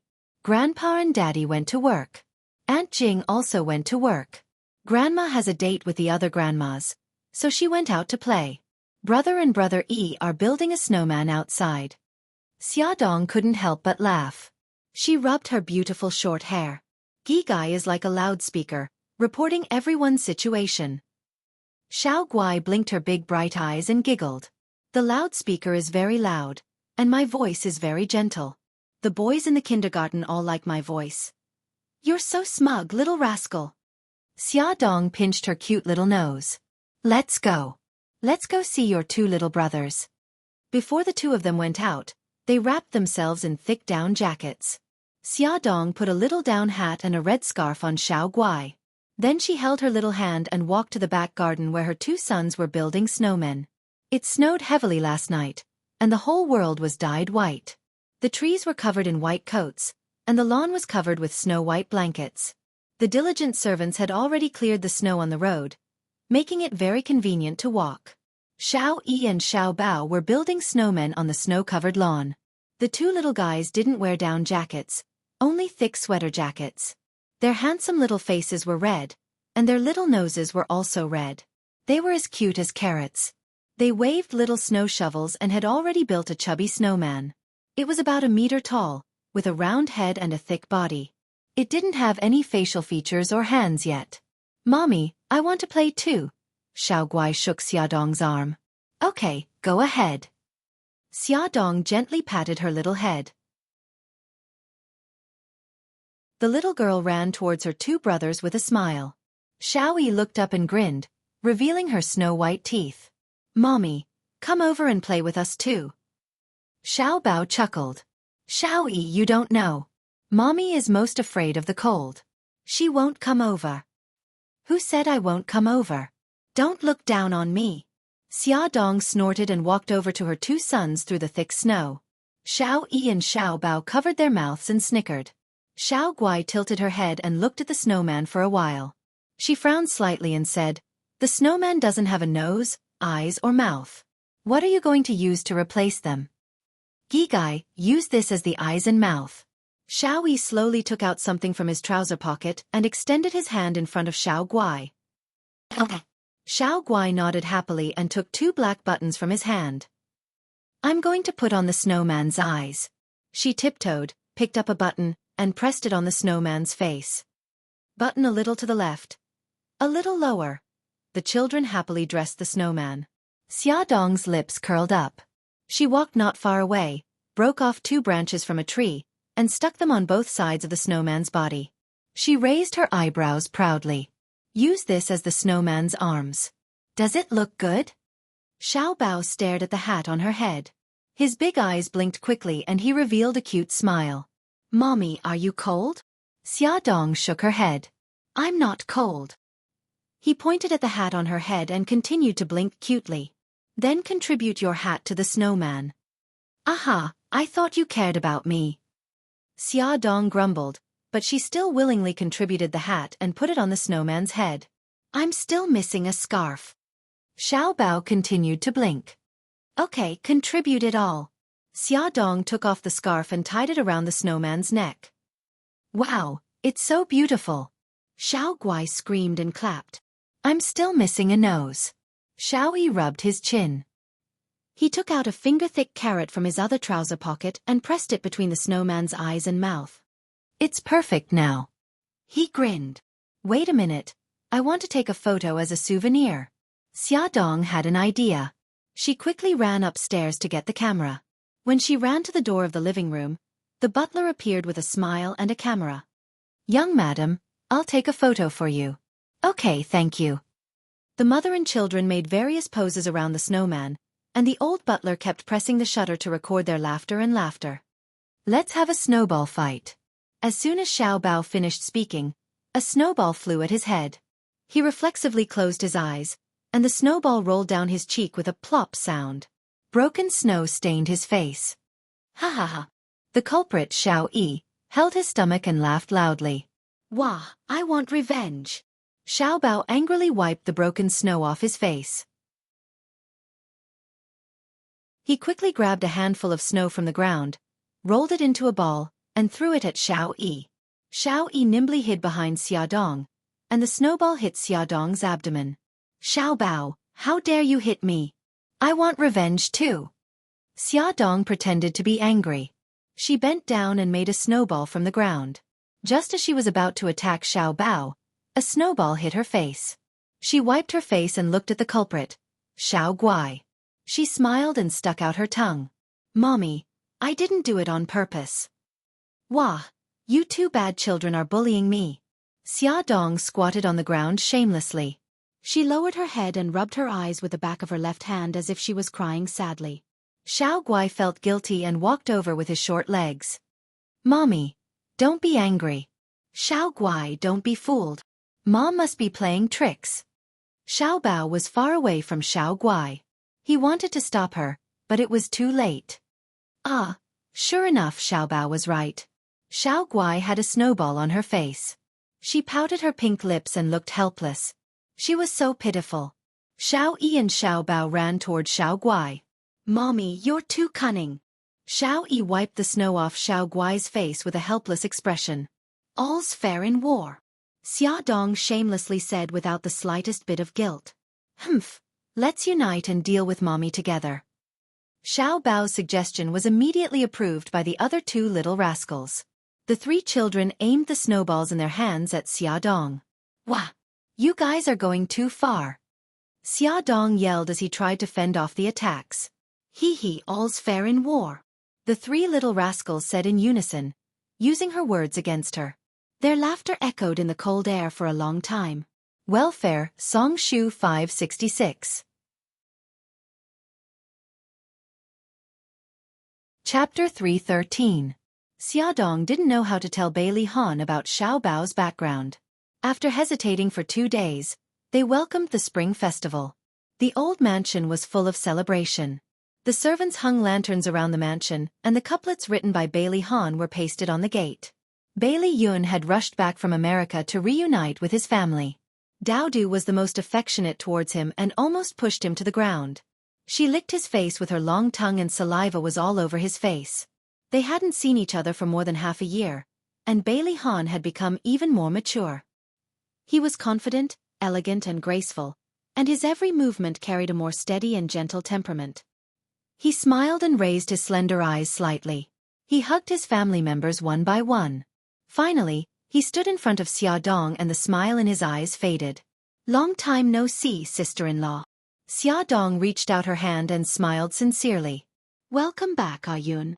He reached out and held her hand very tightly, as if he wanted to hold her hand in his palm and not let go. Xia Dong tried hard to pull her hand away but failed. Her bright smile became unnatural and she had to remind him. Ayun! Bai Liyun's lips curled up slightly, and he slowly let go of her hand. Bailey Han quietly put his arm around Xia Dong's shoulder and smiled. Ayun, I heard that your business in America is doing very well. Congratulations. Bailey Yun put his hands in his trouser pockets and raised his eyebrows. Oh, it's not bad. I plan to enter the China market this summer. Bailey Han patted Xia Dong's shoulder and motioned for her to take care of the children. He reached out and invited Bailey Yun to sit on the sofa. Father is very happy that you have achieved so much. Is that so? Bailey Yun leaned against the sofa and crossed his legs. He looked indifferent and casually glanced at Xia Dong, who was carrying Hai upstairs. There wasn't much to talk about between the two brothers. Soon, the two of them fell silent, and the atmosphere was a little awkward. Fortunately, Bailey Jing and Xiao Yi ran over. The two of them surrounded Bailey Yun and started chatting. During the reunion dinner, everyone was very happy. Bailey Xiong was in high spirits. Suddenly, he picked up food for Bai Jinxiu on a whim. Bai Jinxiu pursed her lips and smiled. Her cheeks were a little hot. Although they had been eating at the same table as each other for decades, this was the first time he took the initiative to pick up food for her. Bai Jinxiu also picked up Bailey Xiong's favorite dishes and put them in his bowl. They looked at each other and smiled. The interaction between the two fell into the eyes of Bailey Yun, who was sitting opposite them. He lowered his eyes slightly to hide the coldness in his eyes. Old Madame Han also saw this scene. She pursed her lips in satisfaction and looked around. When she saw that there were many children and grandchildren in the room, she was even happier. She smiled and said, "Today is a good day for our family to reunite. Except for the children, everyone should drink to celebrate." Old Madame Han was usually very strict and didn't allow the family to drink. She only relaxed her control on festive days and allowed everyone to drink a few glasses. Xia Dong looked up at Bailey Han with a troubled expression. She would get drunk as soon as she drank. What if she got drunk and made a fool of herself? Bailey Han held her hand comfortingly and looked at old Madame Han. "Grandma, Xia is not in good health. The doctor said that she can't drink. Let her drink instead." Old Madame Han nodded. "Okay, Xia will drink." The servant came forward and poured wine for everyone, including Xia Dong and the three children. Old Madame Han was very happy today and drank 2 glasses of wine. After eating, she felt a little dizzy and the servant helped her upstairs to rest. Bailey Xiong intended to be a competent father and drank a few more glasses with his 2 sons. The 3 of them sat around the fireplace and chatted. Xia Dong held Hai in her arms and accompanied by Jinxiu to watch TV. The The three children sat on the thick carpet and played games. Laughter could be heard from time to time. The atmosphere of the whole family was very warm and intoxicating. Xiaodong turned her head to look at Bailey Han. The firelight reflected on his face and outlined the contours of his face. He seemed to feel her gaze and suddenly turned his head.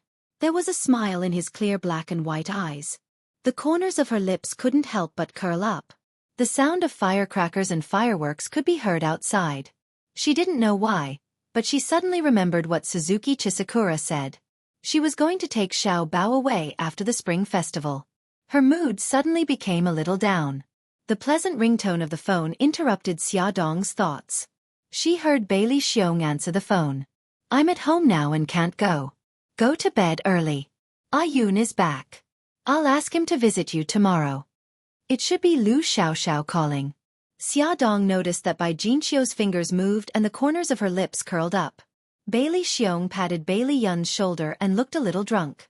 "Ayun, go see your mother tomorrow. She misses you very much." Bailey Yun nodded slightly. "I know, Dad. I'm a little drunk. I'm going upstairs to rest.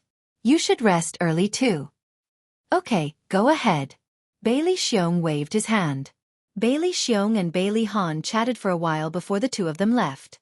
Bailey Han took Hai from Xiaodong's arms. The couple said goodnight to the elders and then asked the children to go upstairs to rest. Bailey Xiong sat beside Bai Jinxiu and leaned against the sofa. He whispered lazily, "It's just the two of us now. Do you want to stay up late?" The corners of Bai Jinxiu's lips curled up slightly. Looking at his drunken appearance, she said lightly, "Why stay up late? You're already so drunk. You know that you're getting old, but you don't know how to control yourself." In the past, Bailey Xiong would feel very unhappy when he heard her say such slightly accusatory words. But today, he didn't know if it was because he was drunk, but he actually felt that these words sounded very pleasing to his ears. He suddenly stretched out his arm and hugged her, who was sitting upright and still. He put his finger on her lips and smiled. "Why don't you know how to say something nice?" His sudden intimate action made Bai Jinxiu very uncomfortable. Her cheeks were hot and she pushed him. "Hurry up and let go. Be careful not to let the children see." "Then let's go back to the room and not let them see." Bailey Xiong suddenly got up and pulled her up from the sofa. He held her tightly in his arms. "Come, let's go back to the room." Bai Jinxiu was born into a scholarly family and had cultivated a noble and elegant manner since she was young. She had always disdained such unrestrained behavior. Moreover, Bailey Xiong had never treated her like this. At this moment, being held in his arms, she was embarrassed and angry. She lowered her voice and said, "Bailey Xiong, hurry up and let go of me." Bailey Xiong stared fixedly at her face. She usually took good care of herself and there were no wrinkles on her skin. It was delicate and fair like a prostitute's. At this moment, she was embarrassed and angry, and her skin was faintly pink. He couldn't help but feel a little restless. Under the influence of alcohol, he suddenly carried her up horizontally. Although his steps were messy, he didn't stumble. She nervously grabbed his clothes and whispered, "What are you doing? Hurry up and put me down." He laughed deeply. "Of course I'm carrying you back to the room. Don't be noisy. Be careful not to let the children hear." Bai Jinxiu bit her lip and glared at him angrily. Their room was on the 3rd floor. Fortunately, Bailey Xiong paid attention to exercise and Bai Jinxiu was very light, so he was able to successfully carry her upstairs. After they entered the bedroom and closed the door, Bailey Yun's figure flashed out from the corner of the stairs.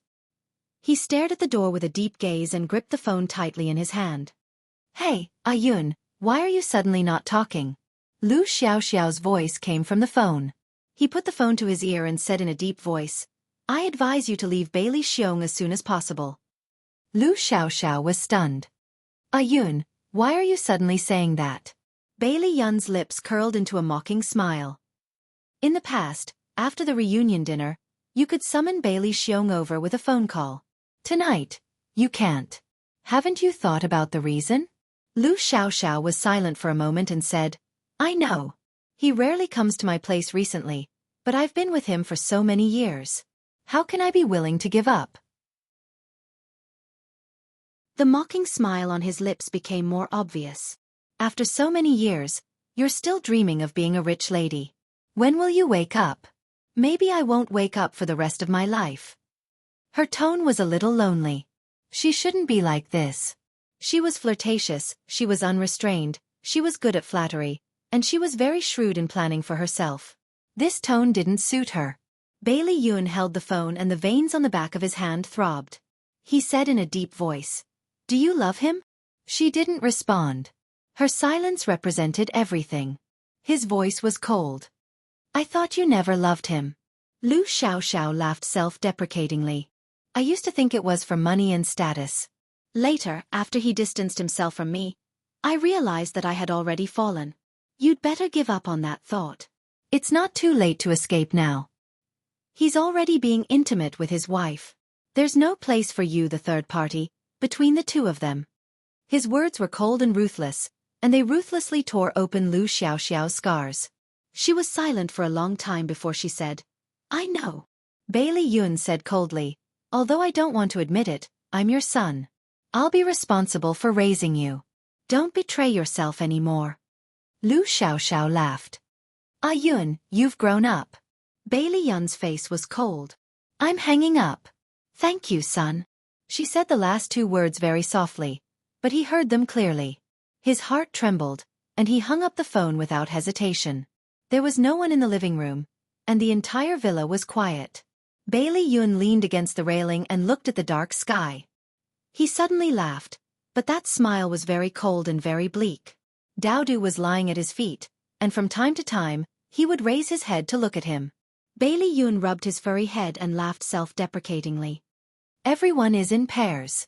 We're the only ones left." In a distant place, the lights were shining brightly. That was the location of the city. He suddenly felt a little lonely. He wanted to know how many people were like him, without a home on New Year's Eve. He put on his coat, took his car keys, and drove his flashy Ferrari into the night. Cham Ba.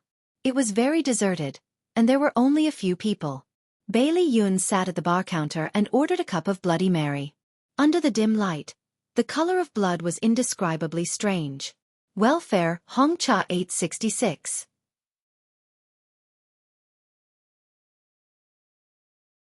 Chapter 314. Bailey Yun took out his phone and called Xiao Tianqing. "I'm at your bar. Come out and have a drink with me." Xiao Tianqing's voice was very low. "Tomorrow. Now the old man is educating me." Bailey Yun chuckled. "Okay, I wish you a safe retreat." Xiao Tianqing sighed helplessly. He wanted to say something, but his father's roar came from the other end. "Which rascal is calling you again? It's the new year. Are you going to go out and cause trouble?" "I'm hanging up," Xiao Tianqing hurriedly said and hung up the phone. Bailey Yun stared at his phone and shook his head with a smile. He made a few more calls to his former friends, but none of them had time to accompany him. Some said they wanted to accompany their families, some said they wanted to accompany their girlfriends, and the most ridiculous one said he wanted to work overtime. At a critical moment, no one can be relied on. Bailey Yun shook his head and threw his phone on the bar counter. He gave up on looking for his friends to drink with him. The crisp sound of high heels could be heard. The bar was deserted and there was no entertainment. Bailey Yun naturally turned around and decided to kill some time. A slim figure appeared at the door. The doorman helped her take off her coat and she walked over in a pair of high-heeled leather boots that were more than 10 centimeters high. She was wearing a red sweater dress, black stockings, and black sheepskin boots. Her wavy hair was draped over her shoulders and she had a great figure. Bailey Yun gave her a score of 90. As she walked closer, Bai Li Yun could clearly see her face. It was a charming and delicate face, with curved willow leaf eyebrows, tender eyes, and a bit of charming crimson lips. Her appearance added a warm atmosphere to the deserted bar.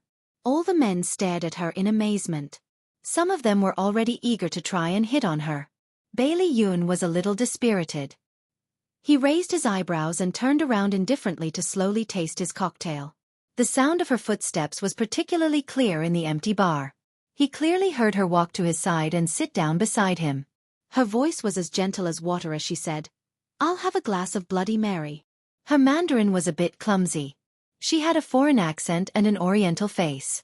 Bailey Yun was sure that she was either Korean or Japanese. His slender fingers held the wine glass and gently swirled it as he looked at the wine glass lazily. The beauty suddenly chuckled. No man has ever ignored my existence like you do. Bailey Yun raised his eyebrows and looked at her sideways. He narrowed his eyes and said, I don't like women like you. The beauty covered her mouth and chuckled. Her movements were extremely charming. You're really direct.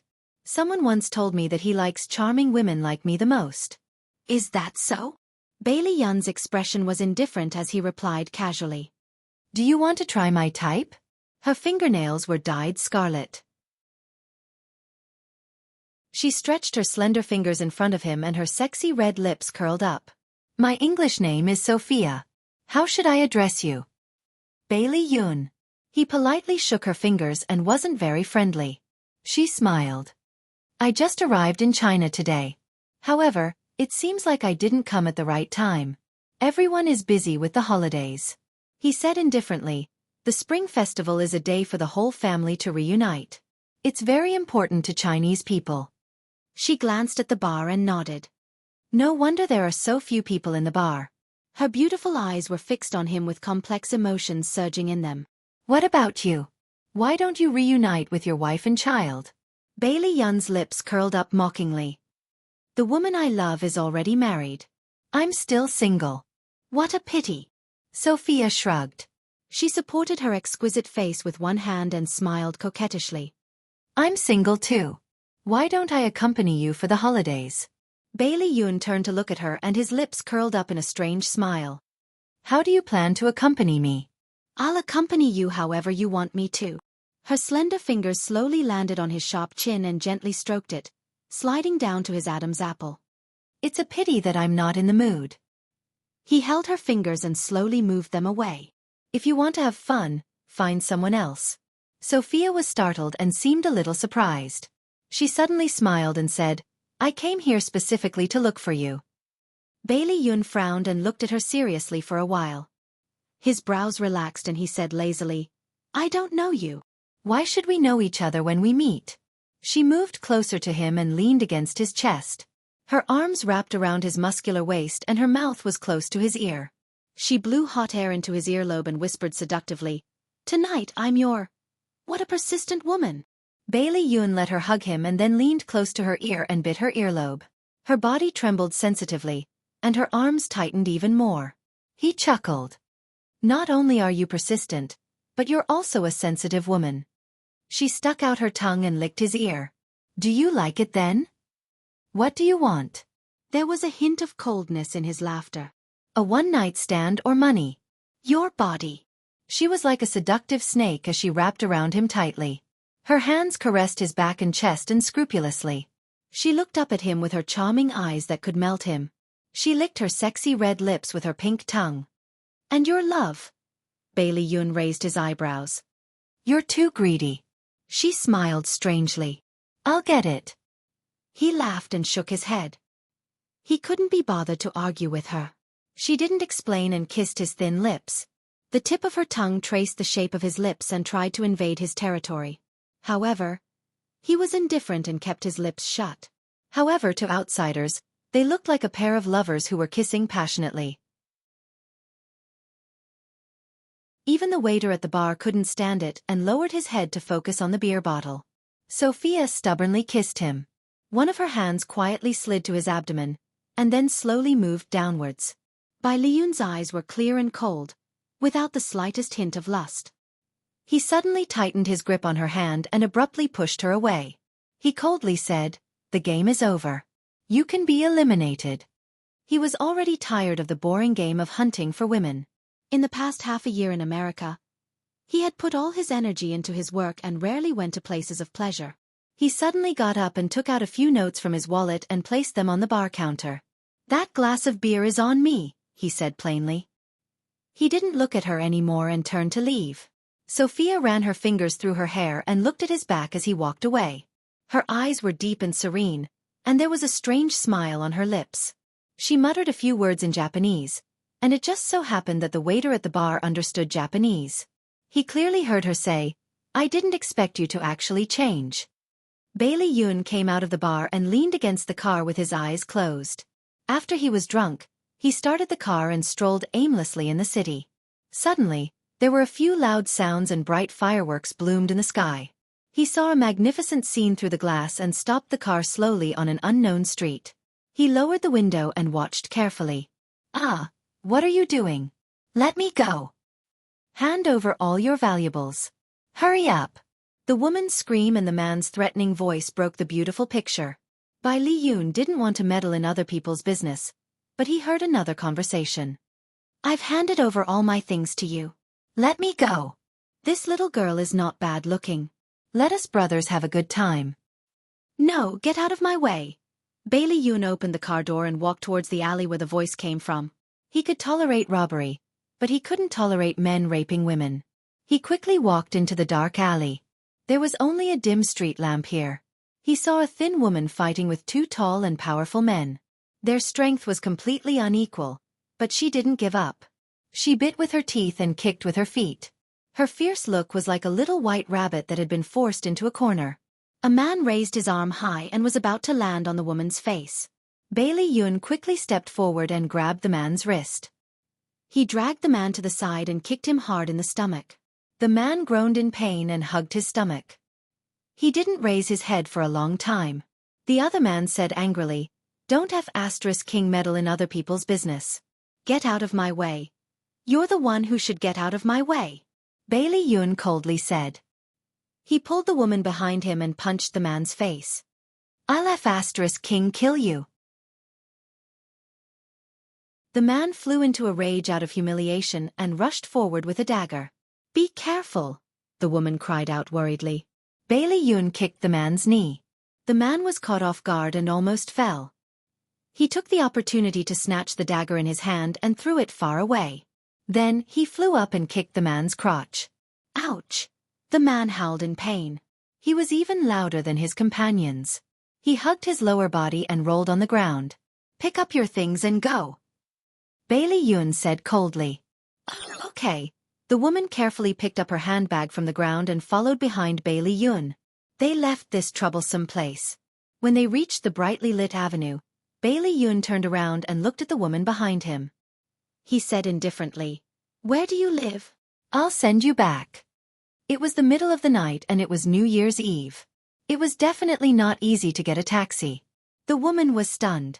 She pointed at him and shouted, "Bailey Yun, it's you." Bailey Yun looked at her seriously and frowned. "Li Duobao?" Yes, it's me. I didn't expect you to remember me." Li Duobao tucked her messy hair behind her ear and laughed. "I thought your voice was familiar. I didn't expect to meet an old acquaintance." Bailey Yun frowned even more. "Why are you here?" Li Duobao's round face revealed an uncomfortable expression. I'm here to see my mother. She lives behind that alley." She pointed at the place where he had taught the robber a lesson. "Let's talk in the car." Bailey Yun noticed that her cheeks were red from the cold. "Come and see." Hongcha 866.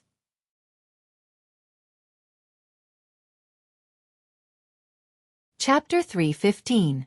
"Oh, okay." Li Duobao obediently followed him into the car. "Tell me, since you're going to visit your mother, why are you here in the middle of the night?" Bailey Yun turned to stare at her, looking a little unhappy. She lowered her head, twiddled her slender fingers and said softly, "My mother remarried, and my stepfather often drinks. When he's drunk, he'll go crazy and say some nasty things. He even does some very strange things. Tonight, he got drunk again, so I decided to go back to my own house." Bailey Yun's eyes narrowed, and his well-defined fingers gripped the steering wheel tightly. He said in a deep voice, "Did he violate you?" Li Duobao lowered her head even more. After a long time she let out a soft "Did he succeed?" Bailey Yun suddenly felt a surge of anger in his chest, and he suddenly reached out to lift her chin. She shook her head frantically. "No, he really didn't. Idiot." Bailey Yun knocked her forehead hard and shouted at her, "Why didn't you call the police? Why didn't you tell your mother?" Tears welled up in her eyes. "I lost my father when I was young, and my mother raised me alone. It wasn't easy for me to find happiness. I don't want to destroy it. You, The anger in by Liyun's heart gradually dissipated, and an unknown emotion surged in his heart. He stared at her tear-stained face, and after a moment of silence, he said in a low voice, "How do you know that your mother is happy? Maybe she's enduring it because she doesn't want you to worry." Li Duobao wiped her tears and smiled. "No, my stepfather actually treats my mother quite well. I see her smiling happily in front of him." "You're really a little silly." He didn't know what to say to her. He reached out to rub her hair, and there was a hint of gentleness in his voice. "Where do you live? I'll send you back." She gave him an address and smiled brightly, revealing her cute dimples. "Bailey Yun, thank you very much." Bailey Yun started the car and smiled faintly. "Are you still flying international flights?" "Oh yeah." She suddenly remembered something and patted her head. "By the way, didn't you give me a business card before?" "Yes, but you never contacted me." He suddenly turned his head and smiled at her. She smiled sheepishly. "Because I lost your name card and forgot to save your number in my phone, I haven't been able to contact you." Bailey Yun chuckled. "That really sounds like something you would do." Li Duobao laughed dryly. "I can't help it. Just like you said, my brain capacity is limited. I often lose things. Do you know what I lost the scariest time?" "What?" He raised his eyebrows curiously. Li Duobao puffed up her round face. "I lost myself. It was the first time I flew to Europe. I was shopping during my break and missed the return flight. The leader scolded me terribly." Bailey Yun laughed out loud and finally stopped laughing. He looked at her in surprise. "Li Duobao, I'm very curious. How did you grow up safely?" "Don't mention it again." She covered her face in shame. Bailey Yun laughed again. Ever since he went to America, he rarely laughed so happily. After sending her to her house, Bailey Yun smiled. "Rest early." She nodded. "Okay, thank you. I'll treat you to a meal when you have time." "Which day?" "Huh? "Didn't you want to treat me to a meal?" You." Actually, she was just saying it casually. She laughed dryly. "As long as I have time, any day is fine." Bailey Yun touched his chin. "How about the day after tomorrow?" Li Duobao scratched her head. "Well, the day after tomorrow is the second day of the Lunar New Year." "Yes, I know." "Then, don't you need to accompany your family or visit relatives and friends?" "I'm going to visit my mother tomorrow. I'm free the day after tomorrow." He looked up at her. "Do you still want to go to your stepfather's place?" No, she shook her head frantically. "Then it's settled. I'll pick you up the day after tomorrow." He opened the car door for her. Just like that, it's settled. "Oh, okay then." Li Duobao got out of the car and waved. "Goodbye. Hurry up and go home. It's already very late." "Okay, hurry up and go up." She was wearing a thick coat and looked round. Bailey Yun felt that she was very cute as she ran to the building foolishly. His lips curled into a warm smile. When Bailey Yun drove back to the old house, it was already past 1 o'clock in the morning. He slept until 10 o'clock in the morning. When he woke up, he found that his family was already gone. He asked the butler. The butler said, "Second young master, master and madam took eldest young master and his wife, as well as third miss to the Bai family. Master asked you not to forget to go to Shanghua Villa. Madam asked you to give these gifts to Mrs. Liu." The butler took a box from the table and handed it to him. He opened it and saw a pearl necklace and a pair of matching pearl earrings. Bailey Yun's eyes flashed with a touch of ridicule. Bai Jinxiu, who had always despised him and his mother, was now acting like a generous wife. She even gave his mother expensive jewelry. What was this? Showing off? Bailey Yun threw the box to the passenger seat and drove to Shanghua Villa where Lu Xiaoxiao lived. The Bai family. Bai Jinxiu's mother's family was also a very prestigious family in City A. Bai Jinxiu's grandfather, Old Master Bai, was a famous scholar in the Republic of China. Her father, Old Master Bai, was the president of a key university in a city. Xia Dong had seen Old Master Bai and Old Madam Bai at the wedding banquet. The two elders were kind, generous, and easy to get along with. So this time, she didn't have any psychological pressure to visit the Bai family with her parents-in-law. "Sister, brother-in-law, you're here. Please come in." Bai Jinxiu's brother Bai Wanli and his wife greeted them at the gate. The adults exchanged greetings for a while.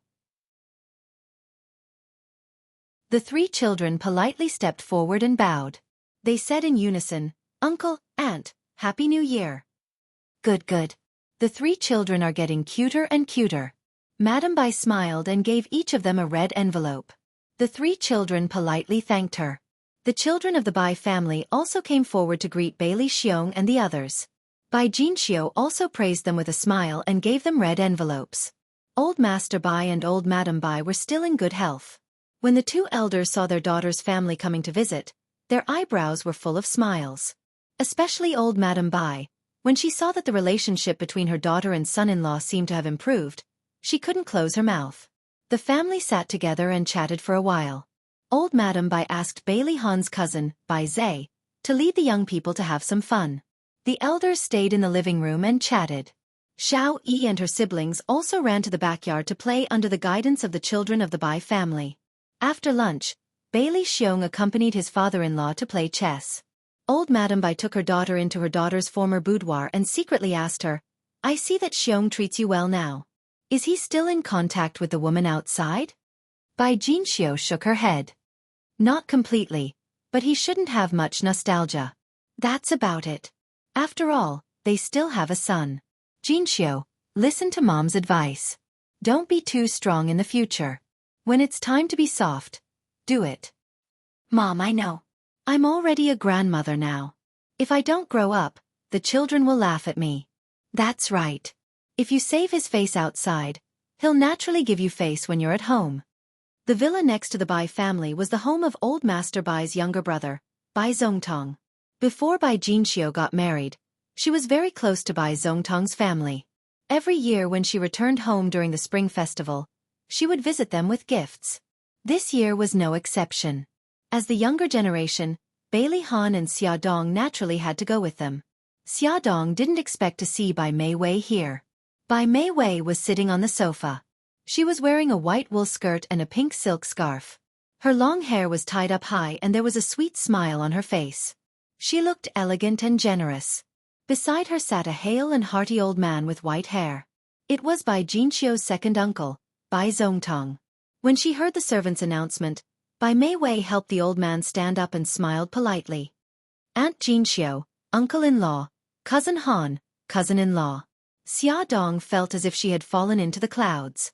What was going on? Bai Mei Wei was actually Bai Zongtong's granddaughter? She was even related to her. She couldn't believe it. On the other side, Bai Jinxiu was already chatting with Bai Zongtong. Bai Li Han supported Xia Dong's waist and went forward to greet Bai Zongtong. Xia Dong followed Bai Li Han and called him granduncle. Bai Zongtong looked at Xia Dong and smiled kindly. "So this is Han's wife. This is the first time I've seen you." Bai Zongtong and Old Master Bai were both very kind. Bai Jinxiu and the others chatted with him. Xia Dong maintained a smile on her face, but she was actually thinking about something. She inadvertently looked up and saw Bai Mei Wei. She happened to be looking at Xia Dong with a strange expression. Xia Dong leaned against the balcony and admired the scenery. Bai Mei Wei walked up behind her. "I didn't expect to see you here." Xia Dong turned to look at her. There was a kind smile on her beautiful face, but in Xia Dong's eyes, that smile was extremely dazzling. "I didn't expect it either." Bai Mei Wei pursed her lips and smiled. "I heard that Yi Siki and Lin Shihao are getting a divorce." Xia Dong's eyes narrowed. Her voice was cold. "All of this is thanks to you." She smiled lightly and didn't feel guilty or embarrassed at all. A fly doesn't bite a flawless egg. If there was no problem between them, how could I have ruined it? Xia Dong sneered. "Yes, someone is willing to be that disgusting fly. Even a flawless egg would have a hole in it. Since that's the case, I don't want that bad egg." Bai Mei Wei's eyes flashed with anger. "No matter what, I'm the winner." Ad. Xinwu 799.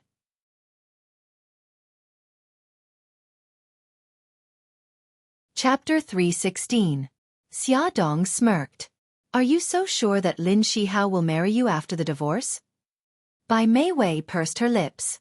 "Of course." "Oh, then congratulations." You're finally going to be the mistress. Xia Dong's tone was full of sarcasm. You want to use me to make Siki sad? You're too naive.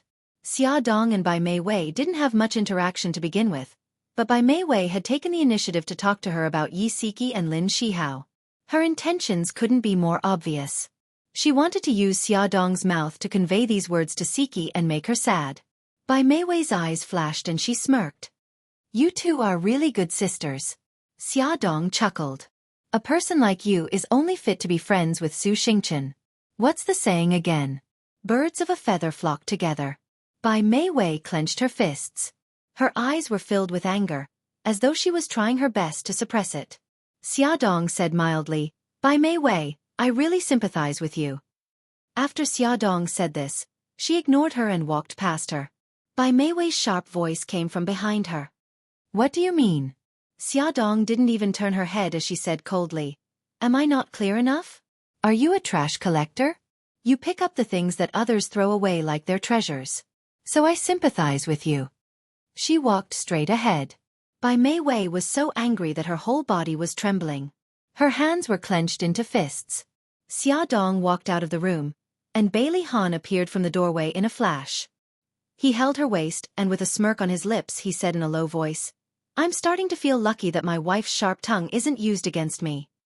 Humph! Xia Dong snorted coldly. Because she was in a bad mood, she vented her anger on him and pinched his waist. Men are all bad. As long as the red flag at home doesn't fall, the red flag outside is always swaying. Honey, you've wronged me. The man standing in front of you is definitely a good man. Bailey Han hugged her tightly and led her down the stairs. Xia Dong looked up at him with a gentle smile on his handsome face, as if he would tolerate her no matter how she threw a tantrum. She couldn't help but rub his face and snorted, Your performance is not bad for the time being, but you still have to go through a long-term test. He stroked her hair as if he was comforting a pet. Don't worry. The sun and the moon can bear witness to my feelings for you. Mushy. She rolled her eyes at him, but the corners of her lips curled up. After returning home, Xia Dong was still brooding over this matter. Hubby, I didn't expect that Bai Mei Wei and you were actually relatives. Why didn't you tell me before? You're still thinking about this? Bailey Han helped her take off her coat and hung it on the hanger. I don't like her. I hate her. It was this hateful woman who caused the breakdown of Siki and Lin Shihao's relationship. You never asked about it. Why did I remember to tell you about those irrelevant people? Bailey Han ruffled her hair helplessly. Don't be angry, okay? Irrelevant people? Aren't you relatives? Xia Dong glared at him. Her father, Bai Jiao, is just an adopted son of my maternal uncle and grandfather. He rarely interacts with us. Bai Mei Wei is even more out of the question. I almost forgot that I had a relative like her. Bailey Han kissed her cheek. Do you feel better now? Yeah, a little better. She opened her arms and hugged him, rubbing against his chest. She gritted her teeth and said, I hate mistresses. I hate mistresses too. Let's not talk to her anymore. He sat on the sofa and helped her onto his lap. Yeah, okay. Something seemed to be wrong. Xia Dong suddenly looked down and realized that someone was burying his head in her neck. The corner of her mouth twitched. Hubby, what are you doing? It's obvious that I'm planting strawberries. He sucked on the delicate skin of her neck. She was speechless. I'm talking to you very seriously now. He continued to plant strawberries. I'm also proving my loyalty to you very seriously. His hand caressed her soft skin, and she couldn't help but shiver. You don't have to do this to prove your loyalty. Of course you do, because it only reacts to you. He deliberately rubbed that hot part of his body against her waist. Xia Dong's cheeks were red, and she couldn't help but hug his waist. Who knows? You and Su Yunqian have been together for so many years. Are you jealous? Bailey Han bit her red lips, and his laughter was deep and pleasant. I'm not jealous. Xia Dong turned her head away, not wanting to let him have his way. Unexpectedly, her earlobe rubbed against his lips. He licked it gently, and an electric shock immediately passed through her body. His hands became even more unrestrained, and his low voice was bewitching.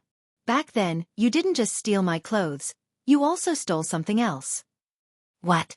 She raised her beautiful neck, and her eyes were a little dazed. My first time. He suddenly lowered his head and bit her red fruit. She trembled sensitively, and her hands hugged him tightly, but her mouth was still unforgiving. Even if what you said is true, In those 5 years, you didn't touch Su Yunqian? Can you bear it? That's why I said it only has feelings for you. He held her waist and adjusted his position. No way, it's so magical. Xiaodong felt like she had been deceived by him, but she didn't have time to think about it, because a certain someone was already up to no good. You don't do it here. We've never done it on the sofa. A certain someone didn't listen to her protests at all, and had already started to use actions to prove his loyalty to her. Half an hour later, Xiaodong sobbed. Hubby, I was wrong. I shouldn't have doubted your loyalty to me, Bailey Han said. There's more. Another half an hour passed. Xiaodong said. Hubby, I was wrong. I shouldn't have doubted that it wasn't your first time, Bailey Han said. There's more. An hour passed. Xiaodong said. Bailey Han, are you done? Bailey Han said. I'm not done. Hubby, let me go. I believe that you haven't touched Su Yunqian in the past 5 years. I believe that you only have one woman, and that's me. You really believe me? Yes, I swear. Are you done? Bear with it a little longer. Soon. Bailey Han, you lied to me. I was wrong. Okay, baby. After this tragic lesson, Xiaodong no longer dared to doubt Bailey Han's loyalty to her, nor did she dare to suspect that he had touched other women. When she woke up the next day, Xiaodong's legs were weak. She really wanted to lie down like this for the whole day, but today was the second day of the new year, and the family of 6 had to go to her aunt's house to pay a New Year's visit. She had no choice but to support her waist and force herself to get up. When she got out of bed, her legs were trembling and she almost fell to the ground. Fortunately, Bailey Han came out of the bathroom and quickly supported her. He had the faint fragrance of a shower on his body. He laughed softly and said, "Do you want me to help you wash up?" Go away, Xiaodong pushed him angrily. It's all your fault. Why was it so unfair? They had clearly exercised for a long time, and he was the one who exercised. He was full of energy, but she was listless. After soaking in a hot bath, she felt much more comfortable. However, it was getting late and they had to hurry up and leave. The couple took the 4 children and drove to Xia Yun's house. After the Rolls-Royce drove out of the manor's gate, a white Maserati parked in the distance slowly followed behind them. Bailey Han quickly realized that someone was following them. His deep eyes flashed and the corners of his lips curved. Dear, hold on tight. And the 3 little guys behind us, sit tight. Xiaobao shouted. Dad, what are you doing? Bailey Han chuckled. Getting rid of the annoying flies behind us. Someone is following us? Xiaobao craned her neck and looked back. She saw a white Maserati not far from them. Everyone, sit tight.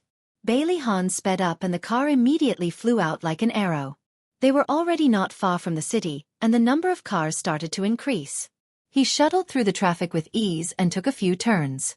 When he finally drove to the main road, the person behind the car had already disappeared. Dad, have you gotten into trouble again recently?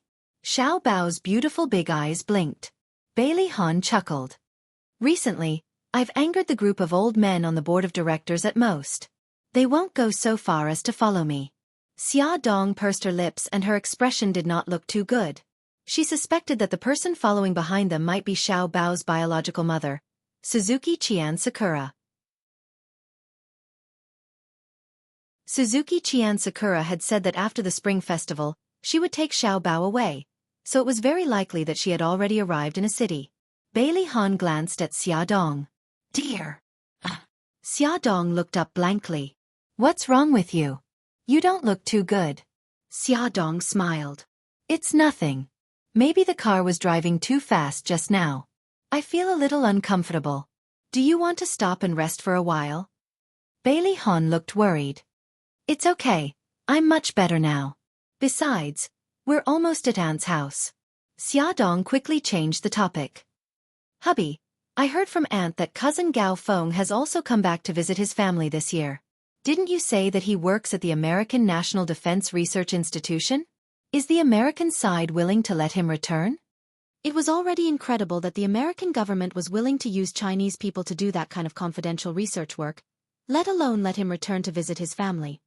Yes, I also think it's very strange, but this also shows that cousin is very powerful. Otherwise, the American government would not agree to let him return to China in order to appease him. Xia Dong's brows were filled with pride. When she was young, Gao Feng was her idol. This was the first time Gao Feng had returned to China to visit his family after going abroad.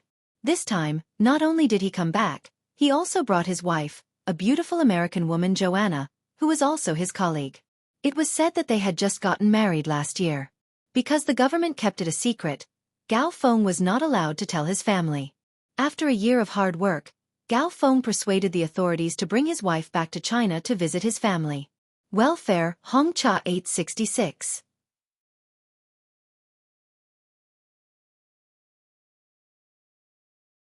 Chapter 317. Although Xia Dong and Gao Feng hadn't seen each other for 7 years, they quickly warmed up to each other because of their blood ties. In order to get closer to her husband's family, Xiao Anna had specially learned Chinese for a period of time. Although she wasn't very fluent, she could communicate with everyone. She especially liked children. When others were chatting, she would hang out with Xiao Yi and the other 3 little guys. She spoke broken Chinese and played games with them. The children laughed kindly and helped her to correct her pronunciation. She would smile brightly and say, "Thank you," with perfect pronunciation, making everyone laugh. The family was happy and harmonious, and the laughter was endless. When they parted, Xia Dong was a little reluctant. Gao Feng hugged her and said goodbye with a gentle smile. Xia, I'm often not in China. I'll have to trouble you to take care of Mom and Dad." Xia Dong said with a smile, "Cousin, you're treating me like an outsider. In my heart, Aunt and Uncle are my biological parents. I'll definitely take good care of them. Don't worry and work hard abroad. Don't embarrass the Chinese." Gao Feng nodded and turned his gaze to Bailey Han. Han treats Xia well." Bailey Han smiled. "I will." After Xiao Anna said goodbye to the couple, she hugged the 3 children reluctantly. On the way home, the Maserati didn't appear again. Xia Dong also made up her mind that she would tell Bailey Han the truth tonight. On the other side, Bailey Yun had already driven out. He had already arranged a meeting place with Li Duobao. When his car drove to the meeting place, he saw a girl in a yellow wool coat standing by the street. She wore a pink hat, her neat fringe covered her eyebrows, and a white scarf wrapped around her neck. She stood there obediently with a peaceful smile on her lips. She was like a bright ray of sunshine in the cold winter, attracting the attention of passers-by. Bailey Yun opened the car door and walked to her side. He said with a hint of reproach, "Why didn't you wait inside? It's so cold outside." Behind her was a cafe. Li Duobao stuck out his tongue. "I was afraid that you wouldn't be able to find me." Bailey Yun raised his eyebrows. "I'm not an idiot like you." It seemed that the more familiar he was with her, the more he liked to provoke her. She pouted but did not refute. "Why aren't you talking?" Li Duobao frowned. "Because you're telling the truth." "I have no reason to refute." Bailey Yun couldn't help but laugh. "Silly girl, I didn't expect you to be so self-aware." She smiled brightly. You said that this is my greatest strength." He rubbed his chin. "She's wrong." "What's wrong?" She blinked in confusion. He looked at her sparkling eyes and smirked. "Your greatest strength is that you're silly." She turned her head away and silently shed tears. Did he need to remind her of every sentence? This was too much. "Let's go, silly girl." Bailey Yun suddenly grabbed her cold hand and led her to the car. Li Duobao's face suddenly turned red like a big apple. She lowered her head and stared at their hands. You, let go of me." Bailey Yun ignored her. He dragged her to the car and opened the door for her. "Get in." Li Duobao bit her lip and sat in the front passenger seat. Bailey Yun sat beside her. She immediately turned her head to the window and scratched the car door gently with her fingers. Bailey Yun was an expert in love. How could he not know that she was shy now? He chuckled and said, "Have you booked a restaurant?" She still didn't dare to look at him. "Yes." "Do you eat spicy food?" Yes, I can. That's good. The restaurant is called Spicy Space. It's at Shinjuku. Bailey Yoon booked the GPS and started the car. He turned to look at her. She was leaning against the car door and curled up into a small ball. She looked as cute as a fur ball. He coughed. No way. Didn't I just touch your hand? Do you have to stay so far away from me? She was silent for a while and said gloomily, "Other than my father, you're the first man to hold my hand." Bailey Yoon was stunned. Haven't you been in love before? He still remembered the story she had told him before. The man she had a crush on had confessed to her because of a bet with someone else. He thought that she was pretty and had a good personality. There should be many people who liked her. She lowered her head and said in a muffled voice, "I've only been in love once. That was the time I told you. He has never held my hand." He thought for a while and apologized solemnly. "I'm sorry," she said. "Oh." He frowned. "What does "oh" mean?" "It means that I've forgiven you." She suddenly turned her head and looked at him seriously with her clear black and white eyes. "Bailey Yoon, don't do this again. I'll misunderstand." Although she was silly, she was still a girl. She would also misunderstand because of some of his actions. Her serious expression was very similar to a certain person's. Their silly looks were also very similar. Out of the blue, Bailey Yoon said something that shocked even himself. "Lee Duobao, let's go out." Lee Duobao's eyes widened. You say that again." She thought she had heard wrongly. Bailey Yoon pursed his lips. He had already realized that he had said something unbelievable. However, since it wasn't that person, it didn't matter who it was. He said slowly, "Let's date." Lee Duobao trembled. She hadn't heard wrongly. She rejected him without hesitation. "I object." Bailey Yoon looked at her in surprise. "Why? I'm handsome, rich, and likable. What's wrong with that?" Lee Duobao almost fainted. "That's the problem. You're handsome, rich, and likable. Why do you like me?" "I don't want to play emotional games with you." Bailey Yoon's deep eyes stared at her. The corners of his lips curled up. He didn't expect this silly girl to be so smart. "Okay, pretend I didn't say that." "That's good." In short, I'm not a casual person. Lee Duobao was too shocked and patted her little heart. Bailey Yoon didn't say anything else until the car arrived at the destination. He opened the car door for her and suddenly whispered in her ear, "You deserve better." "What do you mean?" Lee Duobao frowned. She didn't understand why he said that. He smiled but didn't say anything. He walked straight ahead. She quickly chased after him. The Spicy Space was a hot pot restaurant. It wasn't big, but it wasn't small either. The decoration was warm and it was very clean. Even though it was the new year, there were still a lot of customers here. The atmosphere was very good as the family gathered around the hot pot. Lee Duobao had booked a seat in advance. The waiter led them into the private room. The private room was very warm. They took off their coats and hung them on the hanger at the door. Lee Duobao was wearing a white lace dress inside. With her hair tied into a bun, she looked as cute as a princess. Bailey Yoon was wearing a black sweater. It was very tight and outlined the lines of his chest. He had handsome features and looked very thin. Lee Duobao didn't expect him to have a good figure. Lee Duobao inadvertently glanced at his chest and quickly looked away shyly. She pushed the menu in front of Bailey Yoon and said generously, "Order whatever you like. Don't stand on ceremony with me." Bailey Yoon raised his eyebrows. "I can eat a lot." She patted her chest heroically. "It's okay. Leave it to me." He glanced at her chest and couldn't help but laugh. "Don't pat it. It's getting smaller." Lee Duobao's cheeks were tinged with a faint pink. She snorted. "Pervert." He laughed. His voice was magnetic and happy. They ordered a double-flavored pot. Lee Duobao loved spicy food. Before cooking, she asked Bailey Yoon for his opinion.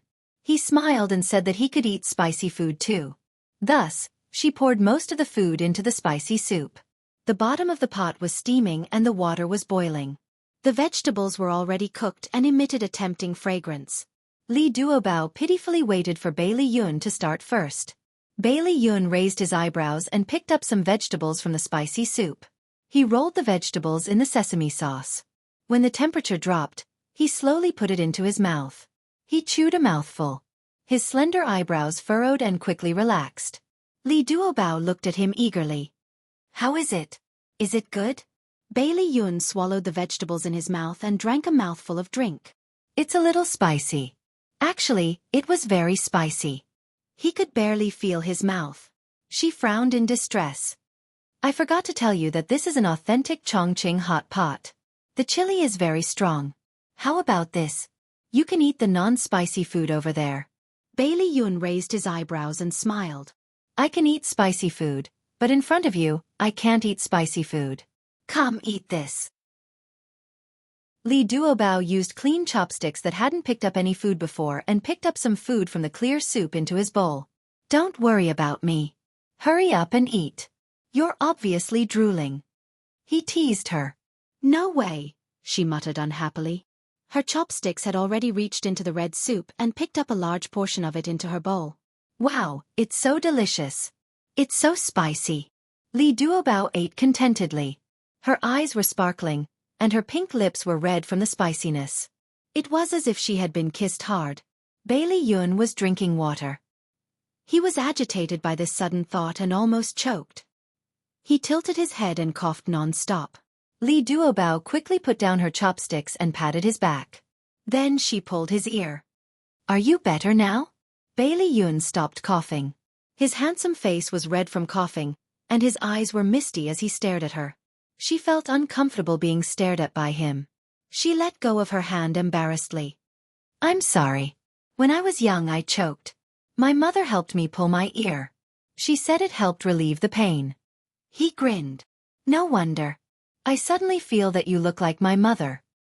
It hurts my self-esteem. Li Duobao moved her but silently and sat back in her seat. Attention, Song Shu 566.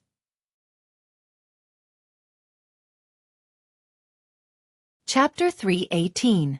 Li Duobao hugged his round belly and followed behind Bailey Yun. He climbed into the Ferrari and stretched his body in satisfaction. It's so delicious. My whole body is warm now. It's great. Bailey Yun raised his fox-like eyes slightly and laughed. You're really easy to take care of. As long as there's chili for every meal, I won't starve to death. She stared at him with a smile. Are you full? I'm barely full. He smiled mischievously. But, seeing someone eating so happily like a little pig, I'm full too. Li Duobao sweated. He put his hands together and said pitifully, I'm sorry. Next time, I'll definitely not bring you to eat such spicy food. There's a next time? He raised an eyebrow and his lips curled into a mischievous smile. Are you asking me out? I just said it casually. As if he didn't hear her, he continued, Okay, let's go for Western food next time. I'll be the host. I already said that I just said it casually. It's still early. Do you want to watch a movie? Watch a movie. Bailey Yun nodded. Yeah, don't tell me you've never watched a movie in the cinema before. Li Duobao smiled sheepishly. I just didn't expect you to suggest such a pure way to pass the time. He raised an eyebrow. How do you think I'll pass the time? Nightclubs, clubbing, and so on. That's what the newspapers and magazines used to write about. Second young Master Bailey frequented nightclubs to seek pleasure. She said the last few words very softly, but he still heard it clearly. He laughed. Seems like I'm already famous. Even you've seen my glorious deeds. Li Duobao was a little embarrassed. Don't misunderstand. I don't mean anything else. He nodded seriously. I know. With your limited brain capacity, you can't possibly have any other ideas. You don't have to retaliate like this. As they chatted, Bailey Yun had already arrived at the entrance of the largest movie theater in the city. Thinking back, he really didn't do such a pure pastime. Most of the time, he would find someone he liked in a bar and then carry her to bed. There were many promotional posters in the corridor. Bailey Yun put his hands in his pockets and smiled casually. Which one do you want to watch? Human Skin in 4. I've been looking forward to it for a long time. Li Duobao excitedly pointed at a horror movie poster. The corner of his mouth twitched. Change it. Why? I love horror movies. I want to watch a horror movie. Bailey Yoon clenched his right fist and coughed. He looked a little embarrassed. I don't like it. Lee Duobao suddenly realized and shouted, "You don't dare to watch horror movies." He quickly covered her mouth. Keep your voice down. It was very embarrassing for a man to not dare to watch a horror movie. She blinked and signaled for him to let go. The lips under his palm were soft and felt good to the touch. He reluctantly retracted his hand. So, let's change to another movie. She looked dejected. All right then. How about that sci-fi movie? He knocked on her forehead. I thought romantic movies were your style. She was still depressed because she couldn't watch the movie she liked. She looked up and bared her teeth at him. What's so good about romantic movies? They only make girls cry. I just don't want you to watch a horror movie. Is there a need to show me such a bitter and vengeful face?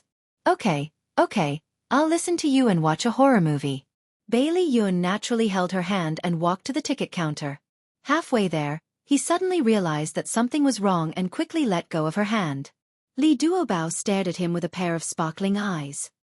I was careless and forgot about it. Bailey Yun's charming foxy eyes blinked. He reached out his hand and smiled mischievously. At most, you can hold my hand and I'll make it up to you. Do you really think I'm an idiot? Lee Duobao slapped his hand away and rushed forward like a cannonball.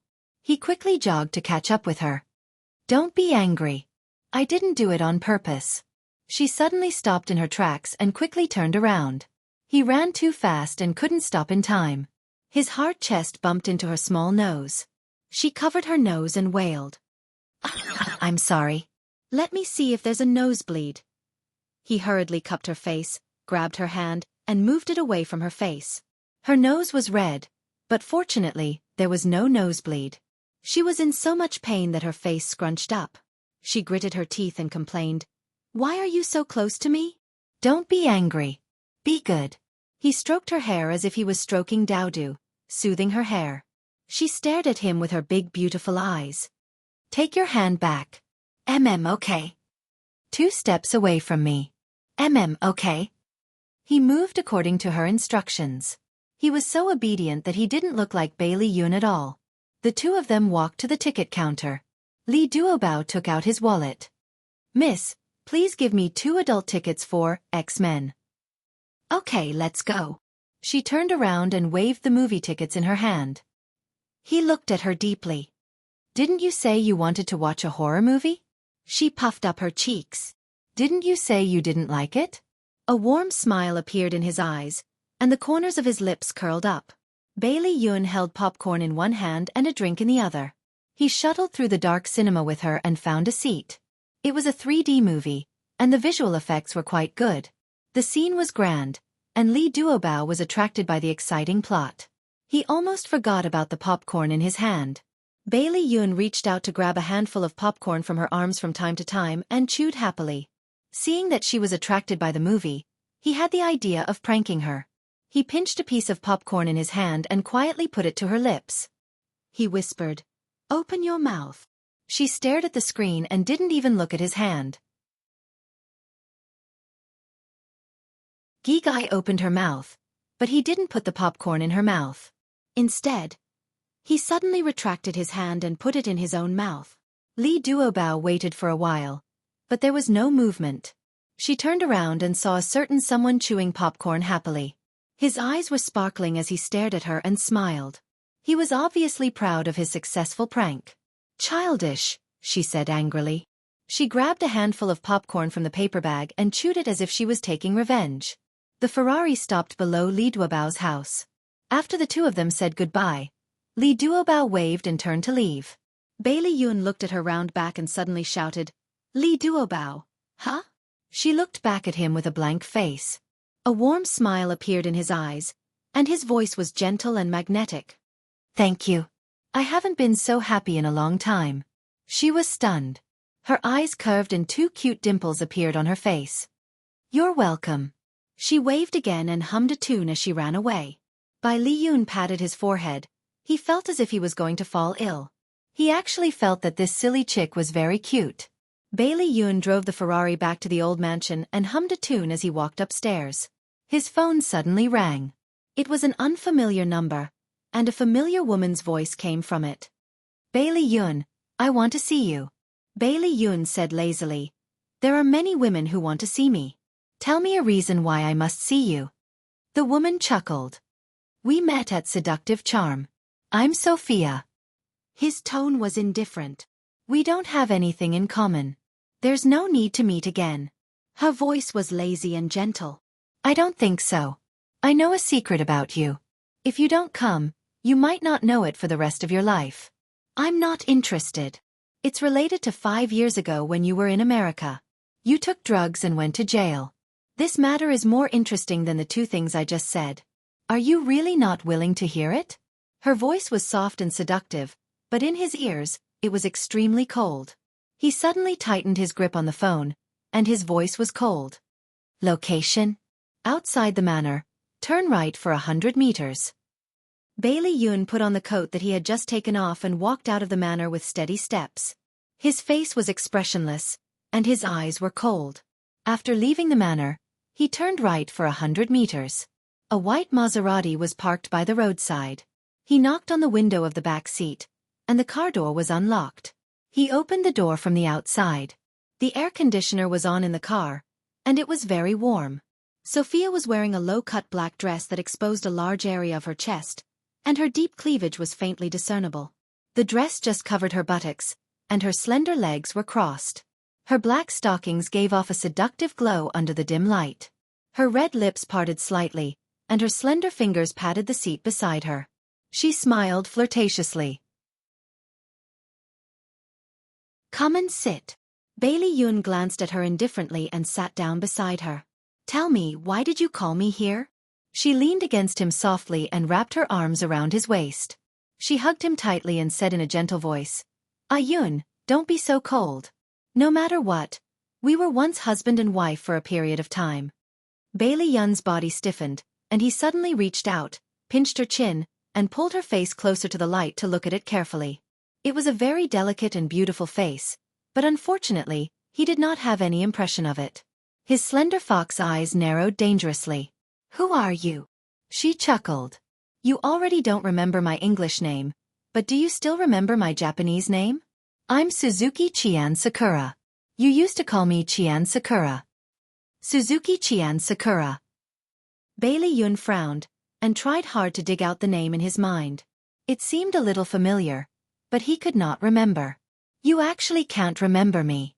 Sigh, I'm so sad." Suzuki Chian Sakura hugged him and leaned her head on his chest.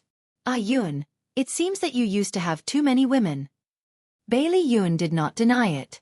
When he was first sent to America by Bailey's family, he lived a very long life of debauchery. He took drugs, had promiscuous relationships, gambled, and mingled with people in the underworld. He had done all these things, and the number of women he had slept with was uncountable. Add Shinwoo 799. Chapter 319. Her slender fingers were nimbly caressing his chest as they wandered about.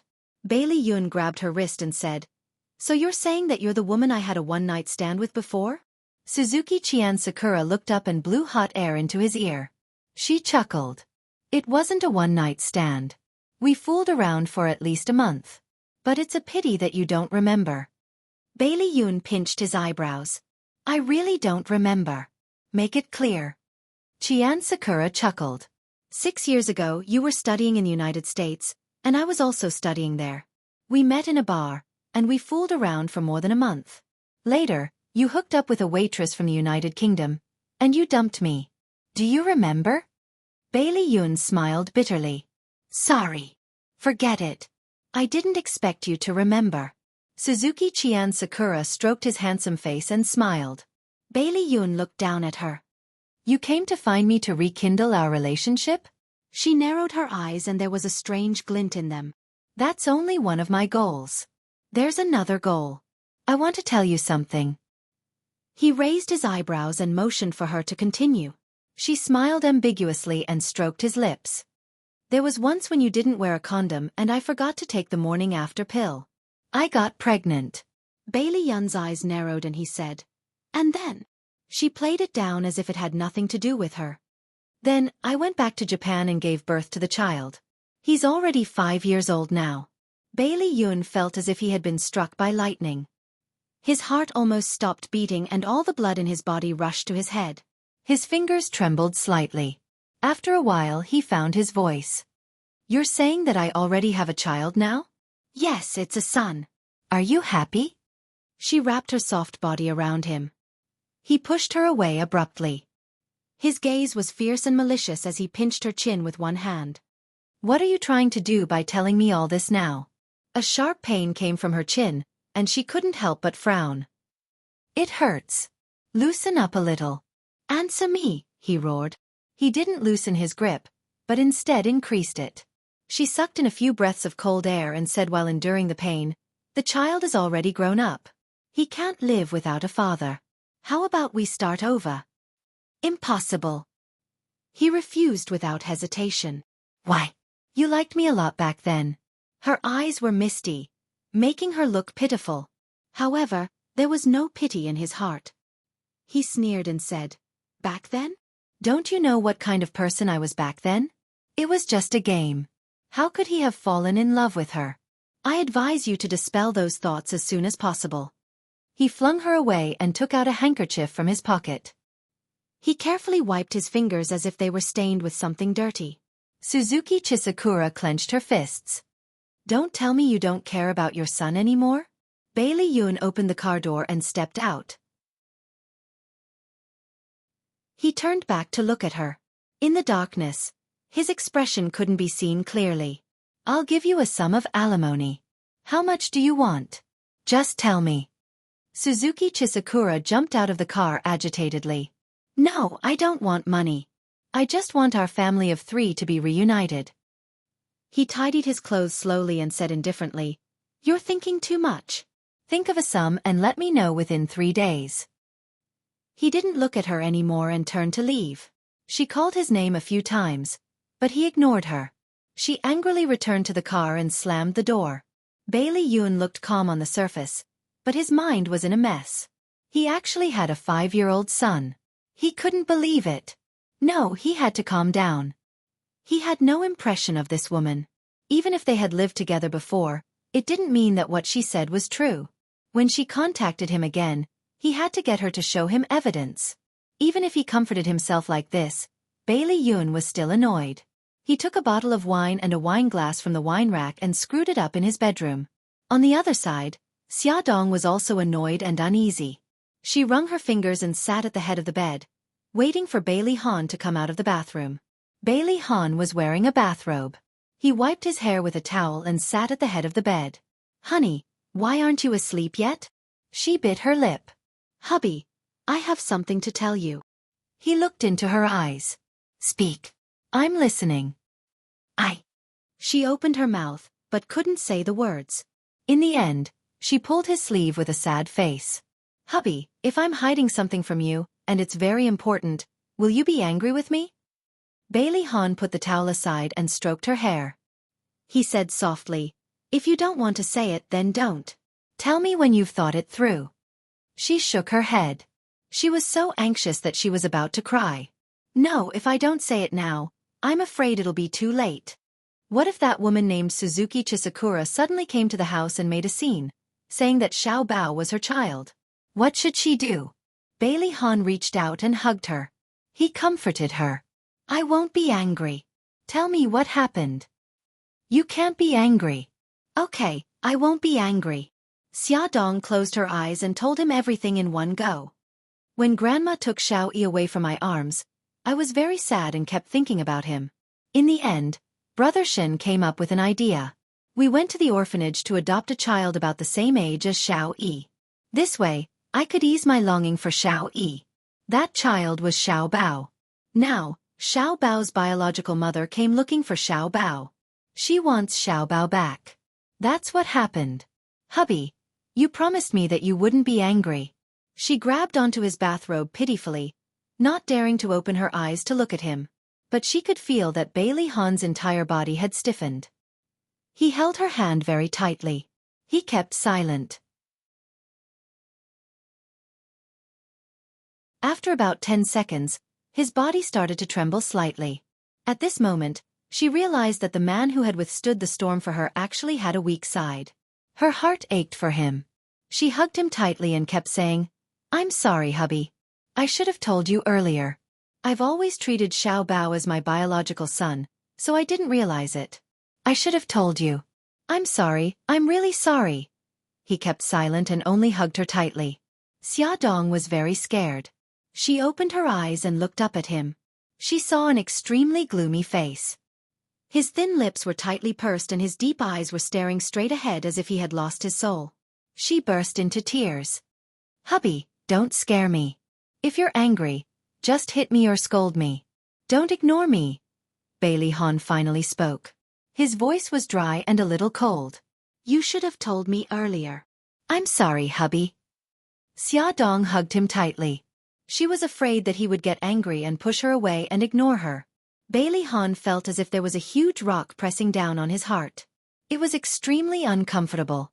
However, when he lowered his head and saw that the little woman in his arms had tears all over her face and her eyes were filled with fear, a part of his heart softened.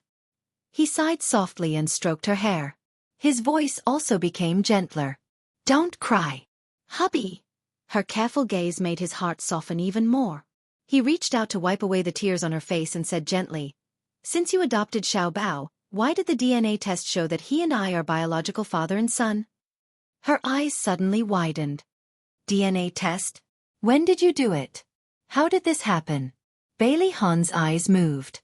He quickly understood that Xiao Bao had done the DNA test without her knowing. He explained, "Not long after you returned to China, Xiao Bao did a DNA test. According to him, he picked up a few strands of hair from my office." God, that guy Xiao Bao already knew that Bailey Han wasn't his father. No, that wasn't the main point. The main point was that Bailey Han wasn't his biological father. But why did the DNA test show that they were father and son? She looked at Bailey Han suspiciously and said whimsically, "Hubby, don't tell me you had a relationship with a Japanese woman and she gave birth to Xiao Bao and I coincidentally adopted Xiao Bao." His handsome face darkened and he gritted his teeth. "Idiot, you're my only woman." "Oh, hee, I'm just saying." Bailey Han knocked on her forehead. Suddenly, his eyes narrowed and he said in a low voice, "Xiao Bao only picked up a strand of hair from my office. Who said that it was definitely my hair? Are you saying that someone else's hair could have fallen in your office and been picked up by Xiao Bao?" Bailey Han nodded.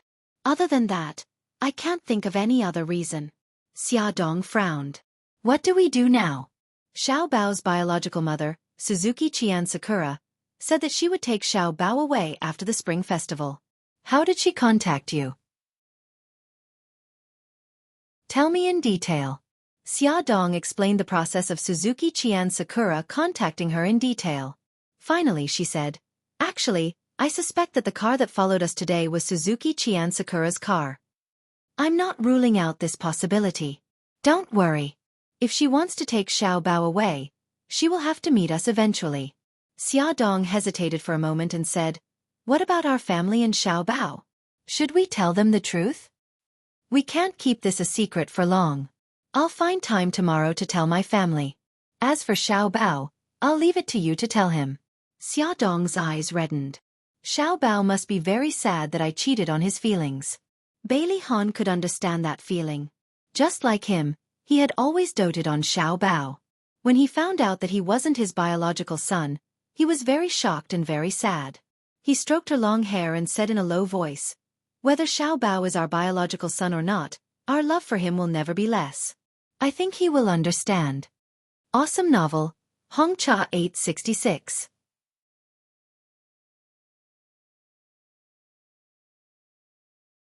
Chapter 320. In the Study.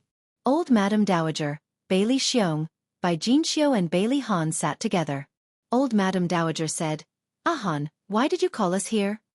Bailey Han focused and told them about Xiao Bao's background. This was like a bolt from the blue, shocking everyone. Old Madam Dowager and the others did not recover from their shock for a long time. "How could this be? Are you kidding?" Bai Jinxiu stared at her son in disbelief. "Didn't you do a paternity test?" Bailey Han pinched the space between his eyebrows. "Xiao Bao just picked up a few strands of hair from my office. I don't think those strands of hair are mine. Bailey Xiong frowned and was in a very bad mood. Then whose are they? The people who come in and out of your office are basically people from your company. Xiao Bao was adopted by Xia from Japan. How could it be so coincidental that his father is related to your company?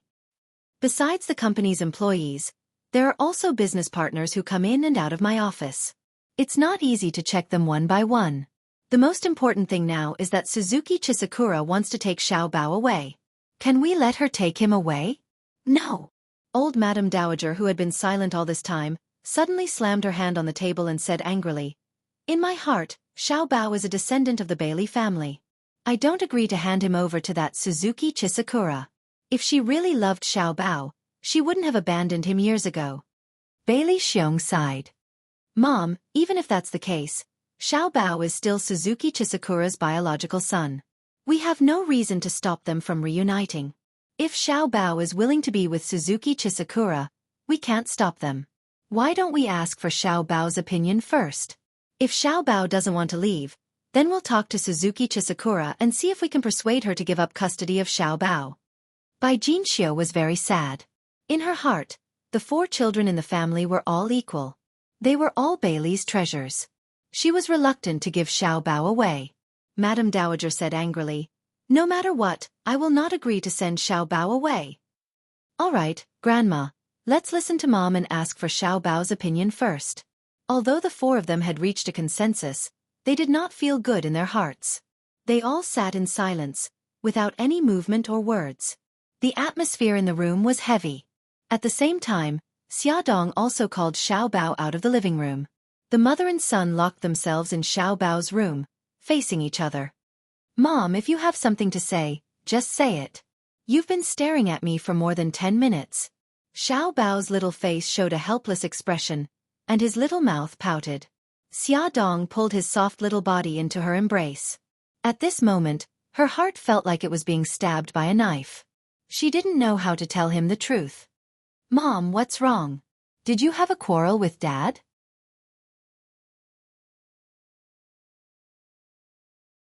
Xiao Bao felt something cold and wet fall on his neck. He said indignantly, "You must have quarreled with Dad. Just you wait, I'll avenge you." The little fellow danced with joy, wanting to break free from her arms and avenge her. "No!" Xia Dong hugged him tightly, and there was a hint of sobbing in her voice. "Xiao Bao, listen to Mommy. No matter what you hear later, you have to believe that Mommy and Daddy love you very much, and we will love you forever." "Mom, don't cry." Xiao Bao was most afraid of his mother crying. He reached out his little hand and patted her back, carefully coaxing her. "Don't cry, don't cry. I know that you and Dad love me." The more sensible he was, the sadder Xia Dong was, and the more she didn't know how to say it. "Mom, what's wrong with you?" Xiao Bao's pink little face scrunched up. Xia Dong took a deep breath and tried to calm herself down. She held his weak shoulders and looked into his eyes seriously. "Xiao Bao, listen to me." You, she stuttered for a long time, but couldn't finish her sentence. Xiao Bao was anxious. "What's wrong with me?" You are a child I adopted from an orphanage in Japan.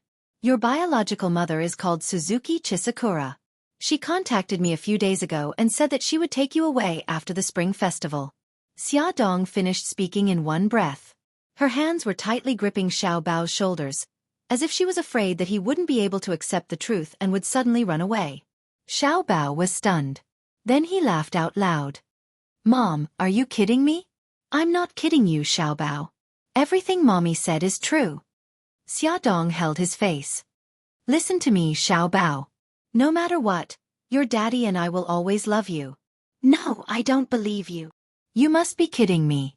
I did a paternity test. Daddy and I are father and son. Technology can't lie." Xiao Bao said emotionally. "The hair you picked up doesn't belong to Daddy."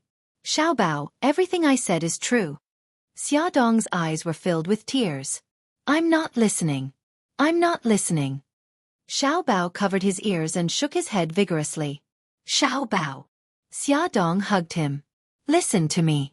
Mommy loves you. Daddy loves you too."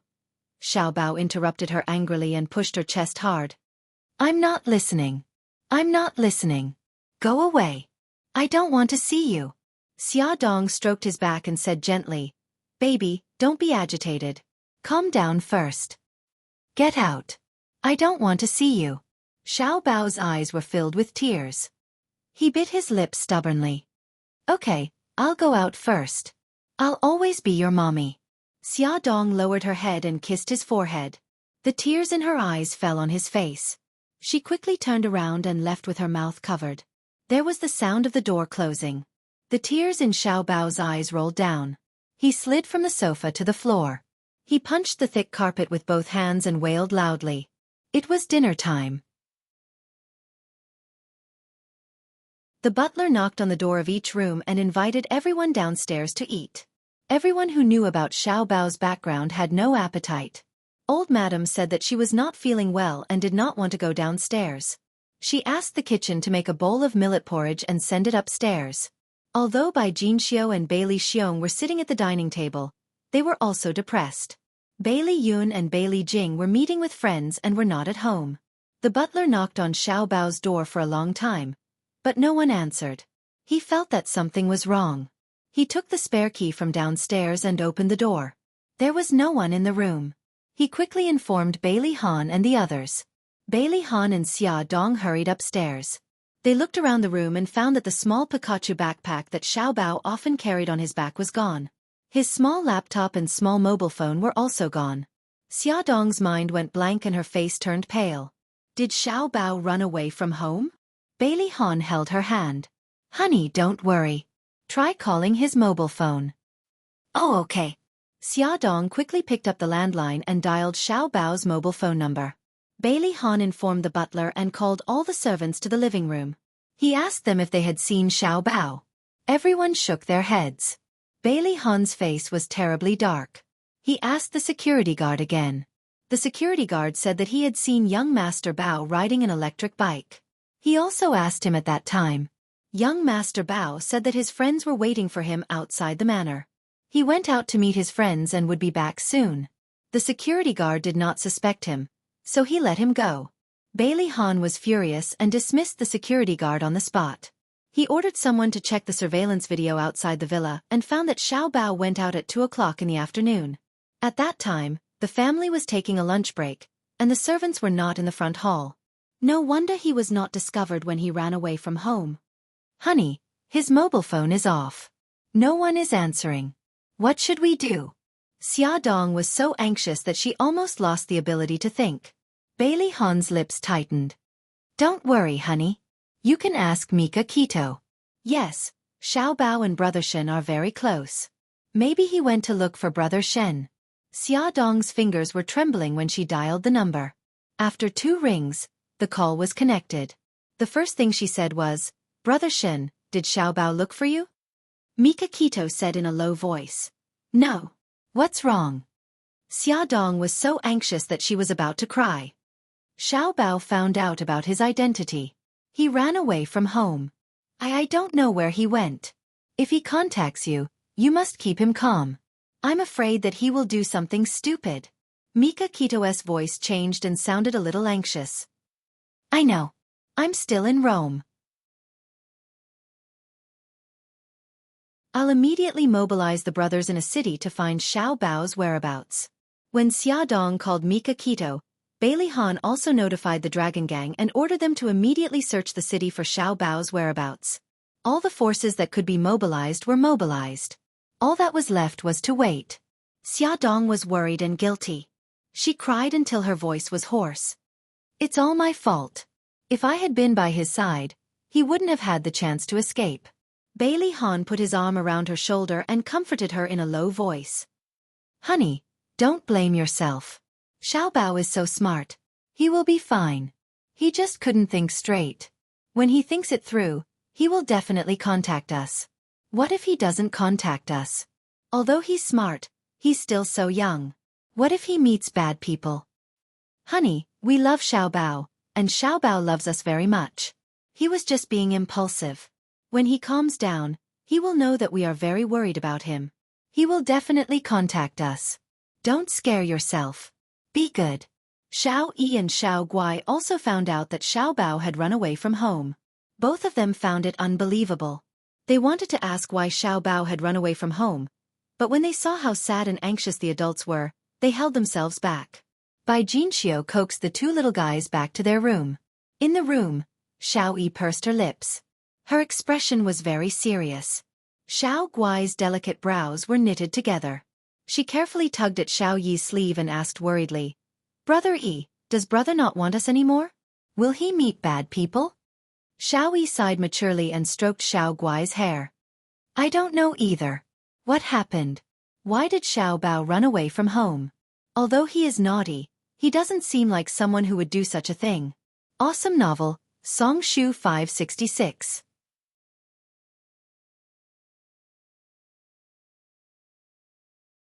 Chapter 321. That night, Bailey Jing and Bailey Yun returned home one after the other.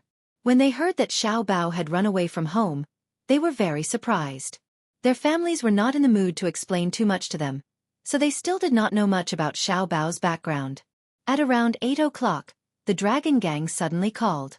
They checked the exit records and found that Xiaobao had bought a plane ticket to Rome. Bailey Han thought carefully. When Xiaobao and Xiao Yi went to Rome last time, the tourist visas they applied for had not expired yet. This kid must have taken the visas and ran to Rome.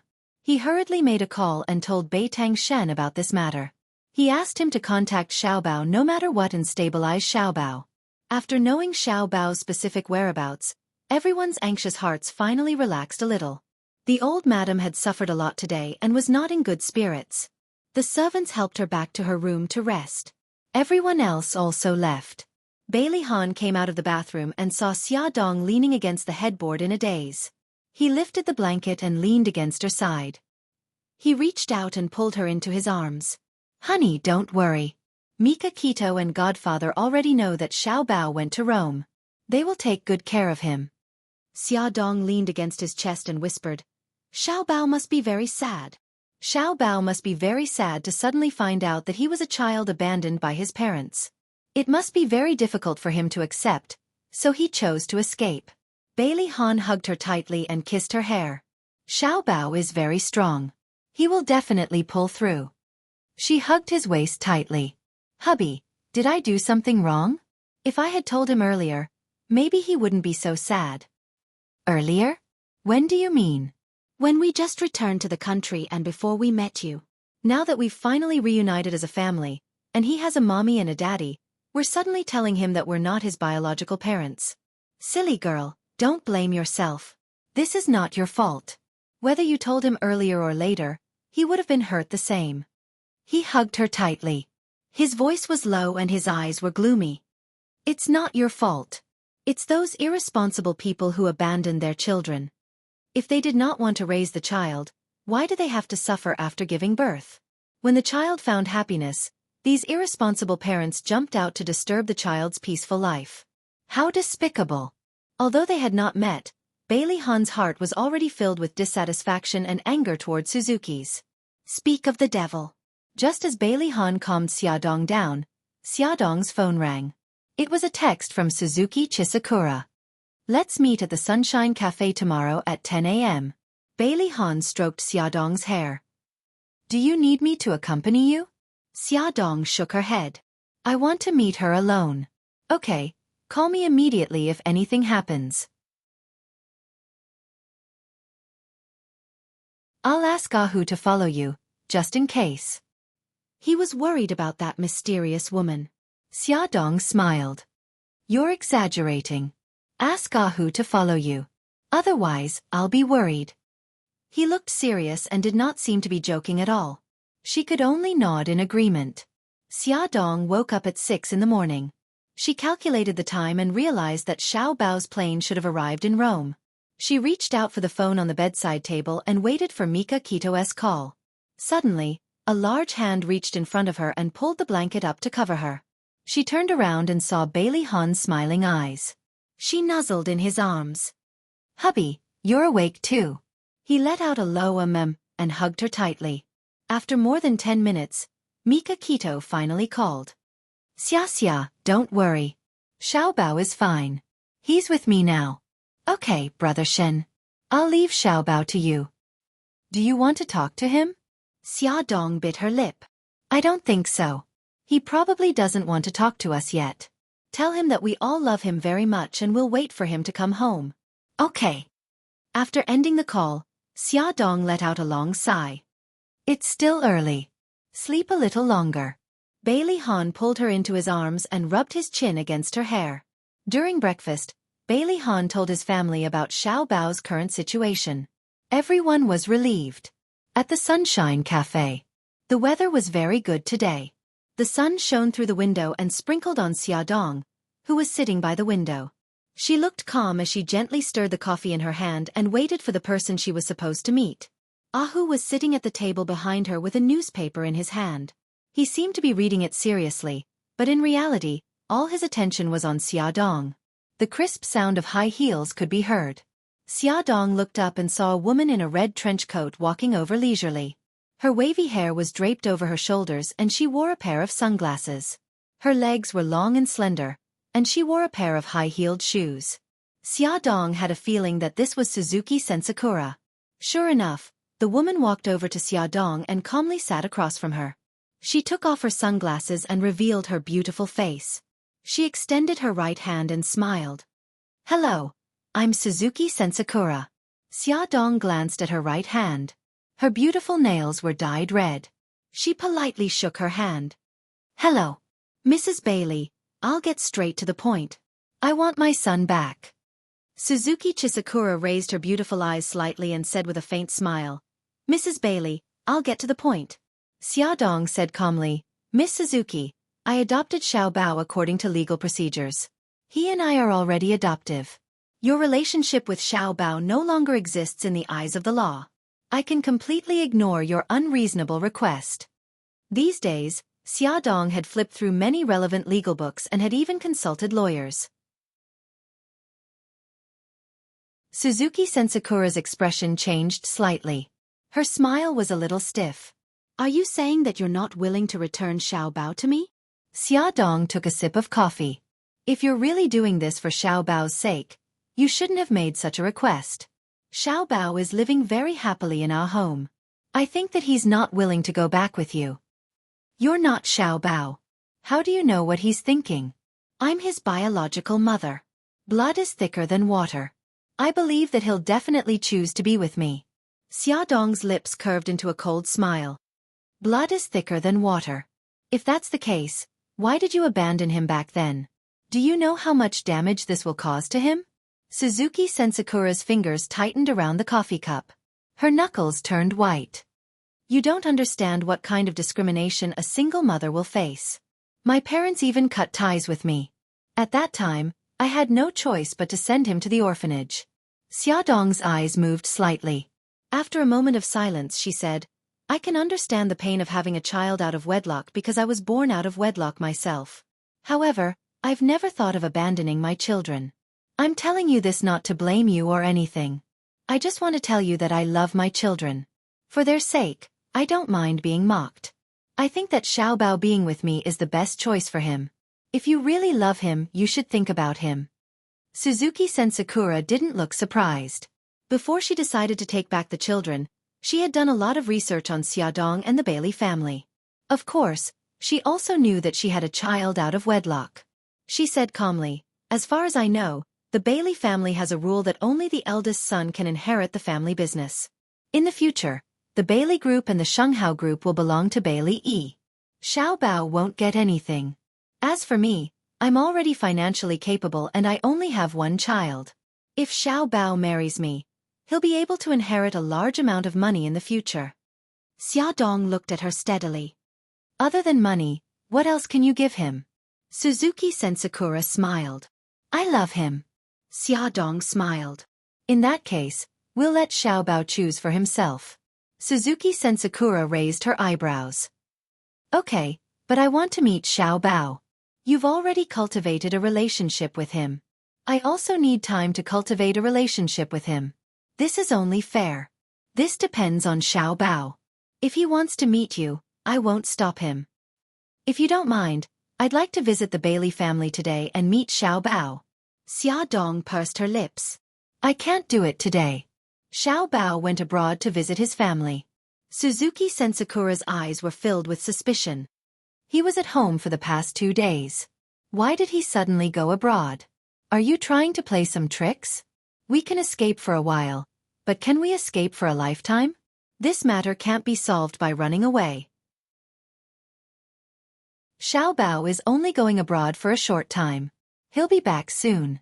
Okay, I'll believe you for the time being. After Xia Dong returned home, she repeated her conversation with Suzuki Sensakura to old Madame Gu and the others.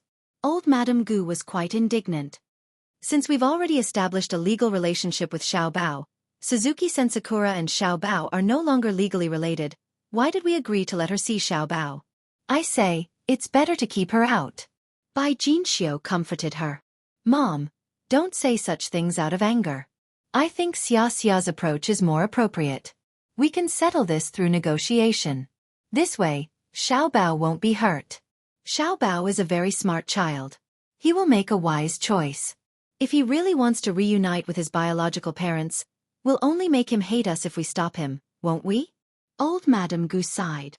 I know, but Xiao Bao has run away from home. Does that mean he doesn't want to stay in this family anymore? I just can't bear to part with him. Xia Dong's gaze was firm. No, he won't. I believe in Xiao Bao. Grandma. Mom. Let's just give him some time. He'll come around. She had lived with Xiao Bao for 5 years and knew him better than anyone else. He had run away from home because he couldn't accept his background, not because he hated the Bailey family. Beauty novel, Xinwu 799. You're tuning in to the Xiaofan's Wuxia Tales YouTube channel. Don't forget to subscribe and join us on this journey to catch the most captivating stories.